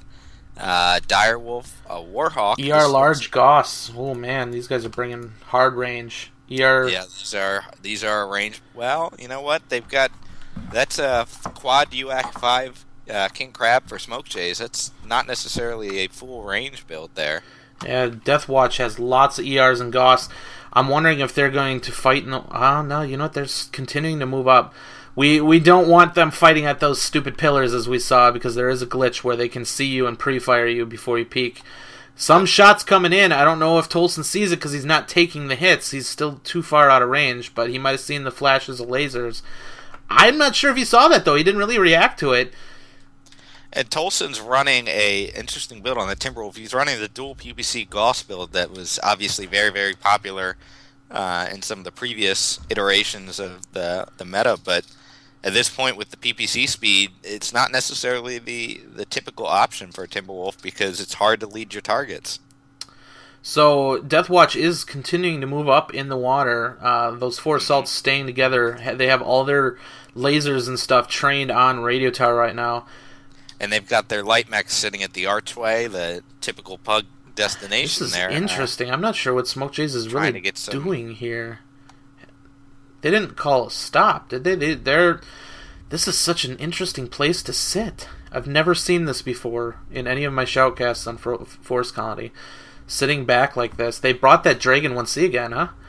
Yeah, they did, and they've got the Timberwolf up with the 2 light mechs sitting at the tower and everyone else sitting behind it. And I'm with you. I'm not sure exactly what they're trying to accomplish. And the Locust 1E. Very interesting mech choices, but we'll see if it works for them. So I got the 3 mechs sitting up at the Radio Tower. The Locust, I guess Tolson and the Timber, and then the Firestarter. I'm not sure whether they've seen anything yet. Yeah, those lights don't really look like they're doing a lot of scouting, to be honest. But they're not being seen at the same time. They're just kind of... Maybe they're sitting with Seismic, but the 2 Deathwatch lights are moving up. The Raven 4X and the Arctic Cheetah. They're just looking. Where did they go? Maybe they think that they can get an ambush here on these lights. This is going to be very interesting here real quick. Oh boy, they got to hear those jump jets, man. They got to hear those. And there's the two lights and the Timberwolf moving. I think they were doing a seismic. Oh, but going out's going to be very bad if those guys are watching from afar like that. But they are jumping all over these guys. Locust 1E and the Firestarter. Better be careful. They're pulling him into the water, and he is beat up already at 80%. That Locust is in trouble if he continues moving forward. I don't think this quite went as well as Smoke Jay's plan, but that Timber, though, oh boy. Oh dear. Now he's out in the open. He's starting to take some fire here. He needs to back off. He needs to get out of there. To land those PPCs on a light mech with any sort of reliability. Abort! This isn't working. Wow, this is the weirdest thing I've ever seen. I'm not sure what they're doing. This is pounded. It's a bold move, Cotton. Without any support from their team. Well, it looks like now they've turned around. Okay, so maybe they're trying to present themselves as a brawl deck, but he's got PPCs. But even if you're presenting yourself as a brawl deck, then all you're doing is forcing the enemy team to try and counter brawl, which means they'd be less inclined to engage. You got to keep in mind what I said earlier. Deathwatch needs this, so perhaps. They didn't lose any mechs there. It was very, very rough on that Locust, but they didn't lose him, and they are recalling all the way back to their team. This is either genius or mistakes were made, but I think we've just kind of drawn this out. This is going to take a little while here because I don't see Smoke Jays moving in on this one whatsoever. That was insane aggressive maneuver there. Didn't cost them all that much. Well, that Locust is down to 75%. Let's take a look at his mech. And he is cored both in the CT and his right leg. I can't believe he made it out alive, honestly. That was some... ballsy. That was ballsy, but yeah, we'll say... I would lean a little bit on the foolish side. The whole time they were sitting up radio tower, they were not gathering any information. It didn't even look like they were attempting to gather information. Maybe they already knew they were out there, but they all stayed with their heads down. So I would be interested to hear from them what happened, like what their thought process was there. But as we're seeing here, Smoke Jays is actually moving. Whether or not they're going to get seen here. A seismic strategy. I popped in the cockpit of that Firestarter and the Locust, and they were both essentially just looking at the ground. So no attempt at visibility there. They almost got, if that Raven, the Locust kind of shot a little bit soon. I think they could have gotten a little bit more time on the Raven if they let him come in a little bit closer. I think he kind of jumped the gun. Maybe he had no choice because maybe he jumped as soon as he saw the mech. But, I think that could have worked if they had gotten the Raven, but they gave chase, and that was brutal. Deathwatch's two light mechs went back to the archway, and they are doing a good job looking in both directions. The Raven is looking north, the Arctic Cheetah is looking south. But that Arctic Cheetah is going to be probably the first one to notice the fact that Smoke Jays have come all the way around through the pass, and it looks like Deathwatch might be getting a little impatient, a little nervous. They don't know where these guys are. On them. Yeah. That's you can tell that they don't know where Smoke Jays is. So the question is can Smoke Jays get an angle that works here without being made too soon? I'm going to pop into the Arctic Cheetah's cockpit, see if he detects the enemies coming up here. They're both looking in the same direction now, and it looks like they're going to move off of Archway. They're going to hunt them down, thinking, okay, maybe they're sitting back in that weird pass. Them. But that now allows Smoke Jays to come around the backside undetected here. We'll see if they... Goodness. And was this a full range deck here? For the most part? For the most part, this is a full range deck. Now, the only one it looks like might have visibility is this Battlemaster here that's jumping his cockpit. That's going to be so hard to see that movement through that little sliver, though. I don't think he's got any visibility looking at his view. He's not going to know until they are, in theory, in position here. Right now, those light mechs ran off, and I think they're about to realize that Smoke Jays aren't where they last were. You know what, though? As soon as they complete their detection pass over there, they're going to say, okay, they're not here. There's only one more place that they can be at this point. And I think it's will Smoke Jays make their move before that's decided? It looks like somebody's starting to double back now. And the other question is whether they've checked. Oh, this guy's got visibility. Somebody's smart over here. I'm watching that mech way in the distance there. He's looking right up this alley. Smoke Jays, if they cross this, I think he's gonna see it coming. And they're sitting right here. Mapmaster has visibility right in their direction, but he can't see them right now. If they come across that rock, he should be able to detect them, but you're right. The longer that Smoke Jay sits there, the sooner those light mechs are going to find him. That Raven's still wandering around. They're still looking. And they're still looking in the wrong direction. I wonder if they think that they backed up towards that bay on the eastern side of the map. But like we said, though, if Death Watch wants to win, they're going to have to be the ones to move. That doesn't mean Smoke Jays isn't going to move. But they don't have to move. This little corridor here is going to make or break this, though. If that Warhawk peeks out too far, let's watch. I'm watching that Battle Master. The archway, yeah. I'm just watching this angle here, and they're right there, but they're not doing it. And that's smart. That's smart that they must know that there's something there. Oh boy! Oh, the Battle Master moved. He moved. Death Watch is now moving up towards the boat. They've moved across, and somebody else is going to pick up an angle here, though.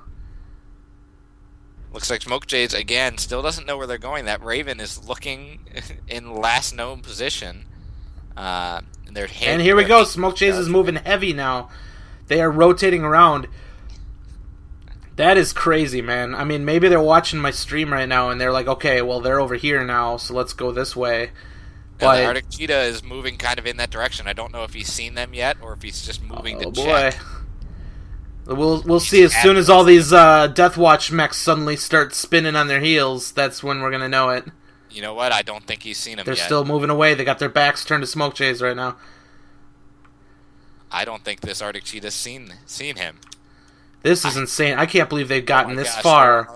They're already almost behind these guys. Oh, they're gonna come up behind the 5SS. They're gonna jump on the 5SS if they can move fast enough. Oh, he whiffed the shot though. Missed the shot. Let's see if they even heard it come by. If they're not twisting around, they don't know it's there, and there's some initial shots. Initial shots, surprise! But only one of them. They know they're there now. Yeah, Smoke Jays has to get into the fight as soon as possible. They need to take advantage of this. Oh man, that 5SS is gonna get hurt here though. They've got to get into this fight. They've got the Timberwolf up there, the two lights in there, but not all their members. Oh, the Firestarter's crossing, getting some hits, but that 5SS down to 48%. And there's the Warhawk now coming up behind them, and this is going to get really interesting. Here come the assaults. These guys need to find an effective fire line. There goes the 5SS. They need to find a firing lane that works. It looks to me like Death Watch is in a choke point now. Yeah, Death Watch is stuck in a choke point, moving across that. They've got that little river down there with the culvert in the middle, and it's got them kind of stuck. They've got the King Crab leading the way there. He's trying to get behind the rock and do a little bit of trading. But you know what? Smoke Jays has got that radio tower lined up pretty well. Let's see if they can use that to their advantage. This King Crab just unloading with the Ultra AC5s could probably get them on target a little bit more, but it's so difficult to switch targets so quickly. Around the left side, they're coming through the water now, and Smoke Jays is going to have to rotate to... Hopefully this Firestarter is making the call. And Tolson and the Timberwolf's going to be the lead target here, I think, and he is. As we've seen, though, Tolson's somehow impossible to kill. I don't know how, but he can take a beating and keeps on going. He loves that Timberwolf, clearly. And we are now in a brawl here. This is just... The Locust finally goes down with the 4 that are still on the right side of water. Death Watch is incredibly spread out, but they're starting to get angles from everywhere. Yep. That's not too good for Smoke Jays. Tolson down to 25% and is still alive.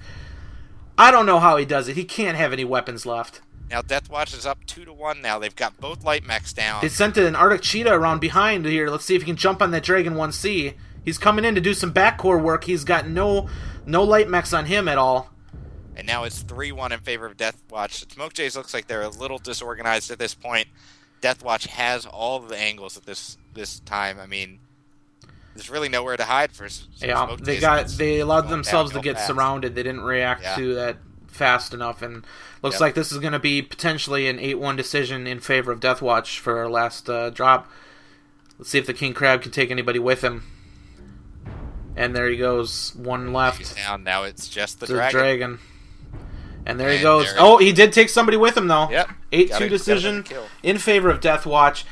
Crazy flanking maneuver for Smoke Jays, and it worked for them. They got the 5SS down, but they kind of buttoned up and allowed themselves to get surrounded as Deathwatch decided to come around in the water. They fanned out and were able to get multiple angles on Smoke Jays. And when you're buttoned up that far, I'm sure they got arty strikes in there. It was tough to see because I was stuck in heat vision. They did. But that hurts when you got everybody back to back like that, and then they get an arty strike right on your main group. The only thing I could think there is they needed to continue NASCARing or just fan out themselves or something, because they weren't able to get all of their guns to bear on the same target at the same time since they were so packed tight together in such a brawly map. And then as Deathwatch fanned out, they were able to just clean up. But Deathwatch takes it 3-2. Now this, they did come up to a win here for Deathwatch, but it was hard fought. I mean, this was not an easy win for them whatsoever. But ultimately, they did take 3 matches, and I would say that they probably did secure, at least for now, first place in their division. Let's see next week if they can hold on to it. Yeah, and that was a really interesting way to end it. I will admit, might not have been the closest match. It was 8-2. So it didn't really work out in Smoke Jay's favor the way they wanted it to, but gosh, the movement there and just the ability for Smoke Jays to make so much movement without going detected, I mean, that was... now, from our perspective, obviously, it's like, oh man, they're going around again, and they haven't been noticed yet, but, that's... The timings, there might have been a little bit of luck there, that the guy's like, okay, let's go look this other way now. Right when they did that, that's when Smoke Jays finally comes around the corner. We are going to do a drawing for a mech bay, so type !raffle into chat for a chance at the mech bay. This will be our last drawing for the night. Good luck to everybody. But yeah, let's go look at the replay. Goodness gracious. That was some intense fighting at the end there. It really did devolve into a brawl. But there was a little bit of DACA from the King Crab. They brought a very mixed deck. Yeah. Again, kind of an interesting deck choice. Not sure why the Locust was there. The Dragon 1C, again, did 362 damage, kind of pulled his weight. So not necessarily a bad choice, but definitely an unusual one. And you're right. I think the initial movement by Smoke Jays, although I think when they engaged that 5SS, they probably would have liked to have had more of their weapons to bear at that point. I still had some guys trying to get in position when Tolson got in there with his Timberwolf, but the initial movement was good, the initial position was good when they engaged. It's just that Deathwatch countered, and Smoke Jays weren't able to counter back. Oh man, that must have been insane when Cafe ended up getting shot in the back here. It's like, how the fuck? Yep. Like, suddenly everybody's behind him, and it's like... Oh, man. And there's so many places on Forest Colony, once you kind of rule out all the traditional areas where the combat occurs, that, Forest Colony, now that it's been remade, is a big map. And now it doesn't play like a big map because everyone goes to the same spots, and there are some spots... Typically in Pug, yeah.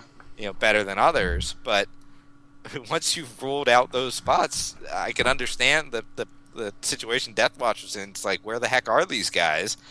And you're talking about a giant map with a lot of kind of inaccessible areas or areas that have slow approaches to. I can understand why they were definitely cautious about trying to find Smoke Jays. You don't want to run around the corner and find 8 mechs looking right up the the pathway to you.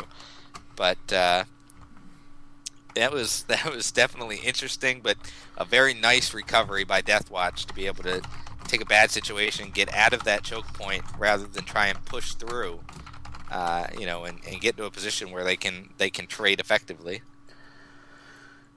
Man, this just turned into a fun goddamn fight with 3 minutes left to go here, and neither team necessarily was, waiting it out. Both teams did ultimately move.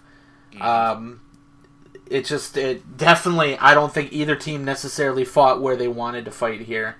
Because I want to say Smoke Jays was kind of hoping that they'd stay water and that they would be able to hit from that side, but then Death Watch made the decision with 5 minutes to go. Okay, let's start moving up. And from what I see here, Cafe was, if that's even how I'm supposed to pronounce it, Cafe Angst was, I think he was scouting water in his 5SS. He was watching it. As we saw, the Battlemaster was watching through that one firing lane and ended up moving. I think Cafe was watching that far right side, and that's why he got caught out so far behind. And, you can't fault him for that. He was doing his job. Not. It's just, that's when you got so many guys coming up behind you, it's like, Jesus Christ. I guess he did a really good job scouting then at that point, because there was no doubt where the enemy was at that point. Oh, man. Yeah, I can imagine there might have been some 4-letter words in that call when Calf discovered that the entire enemy team was behind him. Mm-hmm. Certainly, if I was in his situation, that would be a rather inappropriate information relay to the team. But he did what he had to do, which was, he was scouting. He was the rear guard. How would they even have known that they were hitting him at that point, though? I mean, they made the commitment to move. Can't fault Death Watch at all for that. And then ultimately their movement back into water to rotate around Smoke Jays and punish them for kind of stagnating. Yeah. That's what did it. That won that one for them big time. And they didn't bring brawl decks, and they were in brawl range, and Smoke Jays brought kind of a mixed deck here, but ultimately they were able to focus, they were able to rotate around and surround and just put their shots on target and just shredded them down. Wasn't a clean win, but it was a good win. A very good win, yeah. I think they'll take that any day, especially with it being the last match and needing to take the last match in order to win the round. I mean, 8-2 decision is definitely, I think, a good outcome for them. Like you said, I mean, the amazing thing is, we've been talking all night, NA Div B is really, really close, and we just had a 3-2 match. Once again, still no there's just the 1-5-0 Death Watch versus SWK. I mean, everybody's been fighting so hard. That's why I keep coming back to this division, is they're always going to be a fun fight, and that's why we keep watching Smoke Jays, is because they've been making it a fun fight every time. Not saying that the other teams haven't been, but they're, like I said, their schedule's working out with our stream schedule, and so that's why we keep ending up here. But it's tough to see, with a Div E team, is it going to be close? Is it going to be a blowout? Nobody likes watching blowouts. So this has been gold for us as shoutcasters to be able to come back here and just keep watching these fun matches. And I thank you guys for making it that competitive. And really, this is what this league is about, is to be competitive, and you guys are doing it. So whoever ends up taking first place, even whoever takes last place, you guys all fought fantastic. We are getting to the end of the season. There's one more official week to go. So I'm going to be watching. This next week is going to be huge for a lot of divisions. A lot of really competitive matches coming up. A lot of first place versus second place matches here to ultimately decide who's going to come away with it. Those will be fun. We'll definitely be casting those. And then ultimately, week 6, the only one that I can think of that we are going to be watching for sure is going to be 228 versus Seraphim Rising Storm. And we are going to pitch the hell out of that. I hope you guys all come to watch that. That's for those that don't know, great. That's the NA Division A battle for first place between 2 one-loss teams so far, so that's why we're pitching that. Yeah, and I'm going to be posting that on the MWO forums. I really hope PGI picks up on it and stuff. Not necessarily for my benefit, but I want people to be able to watch this match because it's going to be good. It is going to be good. Now, taking a look at the MRBC standings, now, with MRBC, you do get C-bills, and that's how you decide the place. And those are decided by how many kills you get, the weight class of the kills. A lot of different things go into that. But just going by win-loss standings, which is a pretty good indicator of placement. That win tonight, a 3-2 decision, will place Death Watch at first place in Division B, just one game ahead of SIG. And it'll move Smoke Jays from currently their position tied for last place up to, it's looking like they'll be moved up to... Would it be fourth? Fourth place. I think fourth place. Fourth out of 5 teams? Yeah, fourth out of 5 teams, but only 5 games back from first place. That's how close this is. Wow. So, goodness. You know. Make sure, all you teams, make sure you're putting your videos up. Make sure you're submitting your screenshots. Yeah, you guys... Go for your max points, because every C-bill matters in Div B right now. Every single one. But, alright, well, I'm going to draw this... this raffle to a close. Let's see who wins it here.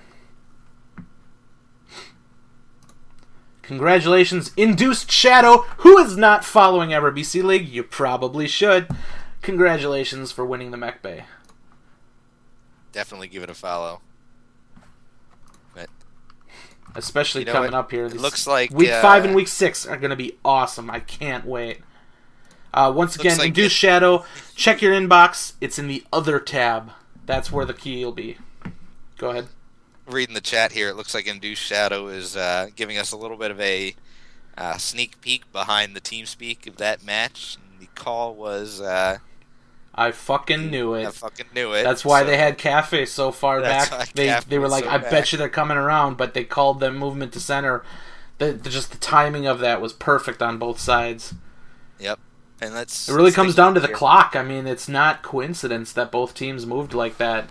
They were watching the clock. They both know how long it takes to kill mechs. And just for that, because I haven't done any tonight, I will give away a invisible medal for this match. I know this is something that everyone looks forward to because it's like the single greatest achievement in MechWarrior Online. And I'm going to give it to Cat for the scouting. For the scouting with his 5SS. His 5SS. So you saw no other standout gameplay besides getting shot in the back and being a very physical scout.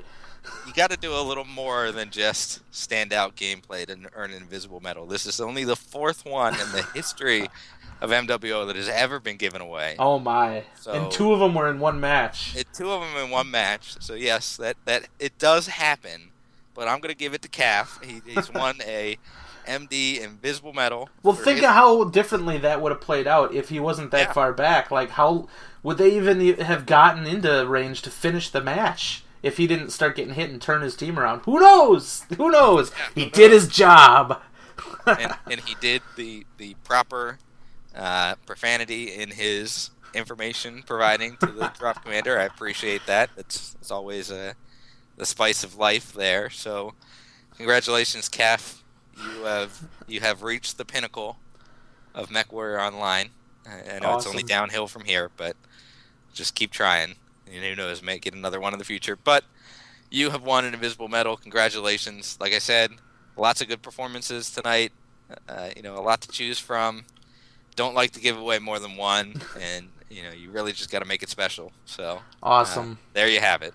All right, and as for us, once again, if you guys have any feedback for the Shoutcast, if you just want to say, hey, good job, or you guys suck, whatever, toss it in the chat, put it into Reddit, wherever. Let us know what you guys think. Suck stuff. Well, you don't have to say that part, but yeah, throw that stuff on somewhere where we can see it. We'd like to know what you guys think. We're trying to make a good show for you guys here, but please let us know how we're doing, and we'll be back again for Week 5, hopefully bring you guys some more exciting matches. But as for us, signing out. See you guys. Pay attention to the paper doll. Make sure you guys are shooting the correct legs. Be careful of the collisions. I don't want to hear complaints about it. Work around it. Let's play this game. I need another heavy. I've got TB and a quick draw. I want to get fairly tight to it. Now, anybody who's going to be working range, I'm going to need you to fade right on this. And then anybody's running short is going to stay towards the top of the call there if we're going to come out. I have you in the Griff. Sounds good. Well, that's the thing. We got to get to brawling range, so I may be moving us right up to the hoop if we have to. Wolverine nach Charlie 4. It's fine, chill the out, man. It's fine, it's just a fire starter. Komm, Leute, redet miteinander. 15 seconds. Yeah, exactly. Don't die. Guys, 15 seconds, don't die. guys. 3, 2, 1. Charlie Dar, CT, yellow. Okay, go to Charlie, see if we can get it. There. To your left, is there. Acceleration. So, jetzt gleich hinter die Indie-Pocken. Mediums be prepared to pull back E40 towards the E5 border. On my mark. Left side, come on! Like now, I need strikes on OP barrel. Wire are strikes up. Die Hauptgruppe rechts, Uferlinie. They have 3 mechs sitting on the left side when you pass over. Overheating is bad. Both legs on the Griffin. Hit the Griffin. Sorry about that. That was such a That's right. I'm gonna spawn Lance, you guys in Charlie, Lance, you guys in Bravo. That's B2C1. This third drop is 2 lights, 2 mediums, 2 heavies, 2 assaults. Jetzt in die Breite, zieht euch in die Breite. Lights, watch our backs. We're gonna about base and take up position in Bravo 6. Ja, kurz Ausschaltung Delta 4-3 Stück, 2 Mediums, ein Light, wie ich es richtig gesehen habe. Make a firing line. C4 Tactical Hill, boys. Fox. Laufen unter ECM, haben 2 durchlaufen, 10 Bravo 4. And get ready to hit people coming from our right. Charlie on the left. Charlie, Hellbringer on the left. Okay, let's group up towards the left. We're gonna press through Bravo 3 to Bravo 4. I think they're kind of spread out. Check yourselves. Make sure you've got, UAV cool shot. Here they come. They're pushing hard, guys. Decro. Tez on. Go. Oh, got a contact here, Bravo 3. Nice, Marshall. I'm on Delta Griffin. We'll get cross it then. Get in their face. They got a highlighter. They just push up on Theta. We need help on Theta. Up on Theta. Yep, that's the noise. Go. Let's finish this. Full pressure, guys. Full pressure. They're down low. They're down low in Charlie 3. Get the f***ing arm, Jackson. Jackson, cool shot. Golf. I got him. Go, B3, go. Echo, go. Get over on your medium, guys. Get Echo Stormcrow. God, I suck as a pilot, but thank I packed my skill. I'm sorry that you died, sweet girls, but we will send a reasonably nice letter to your family.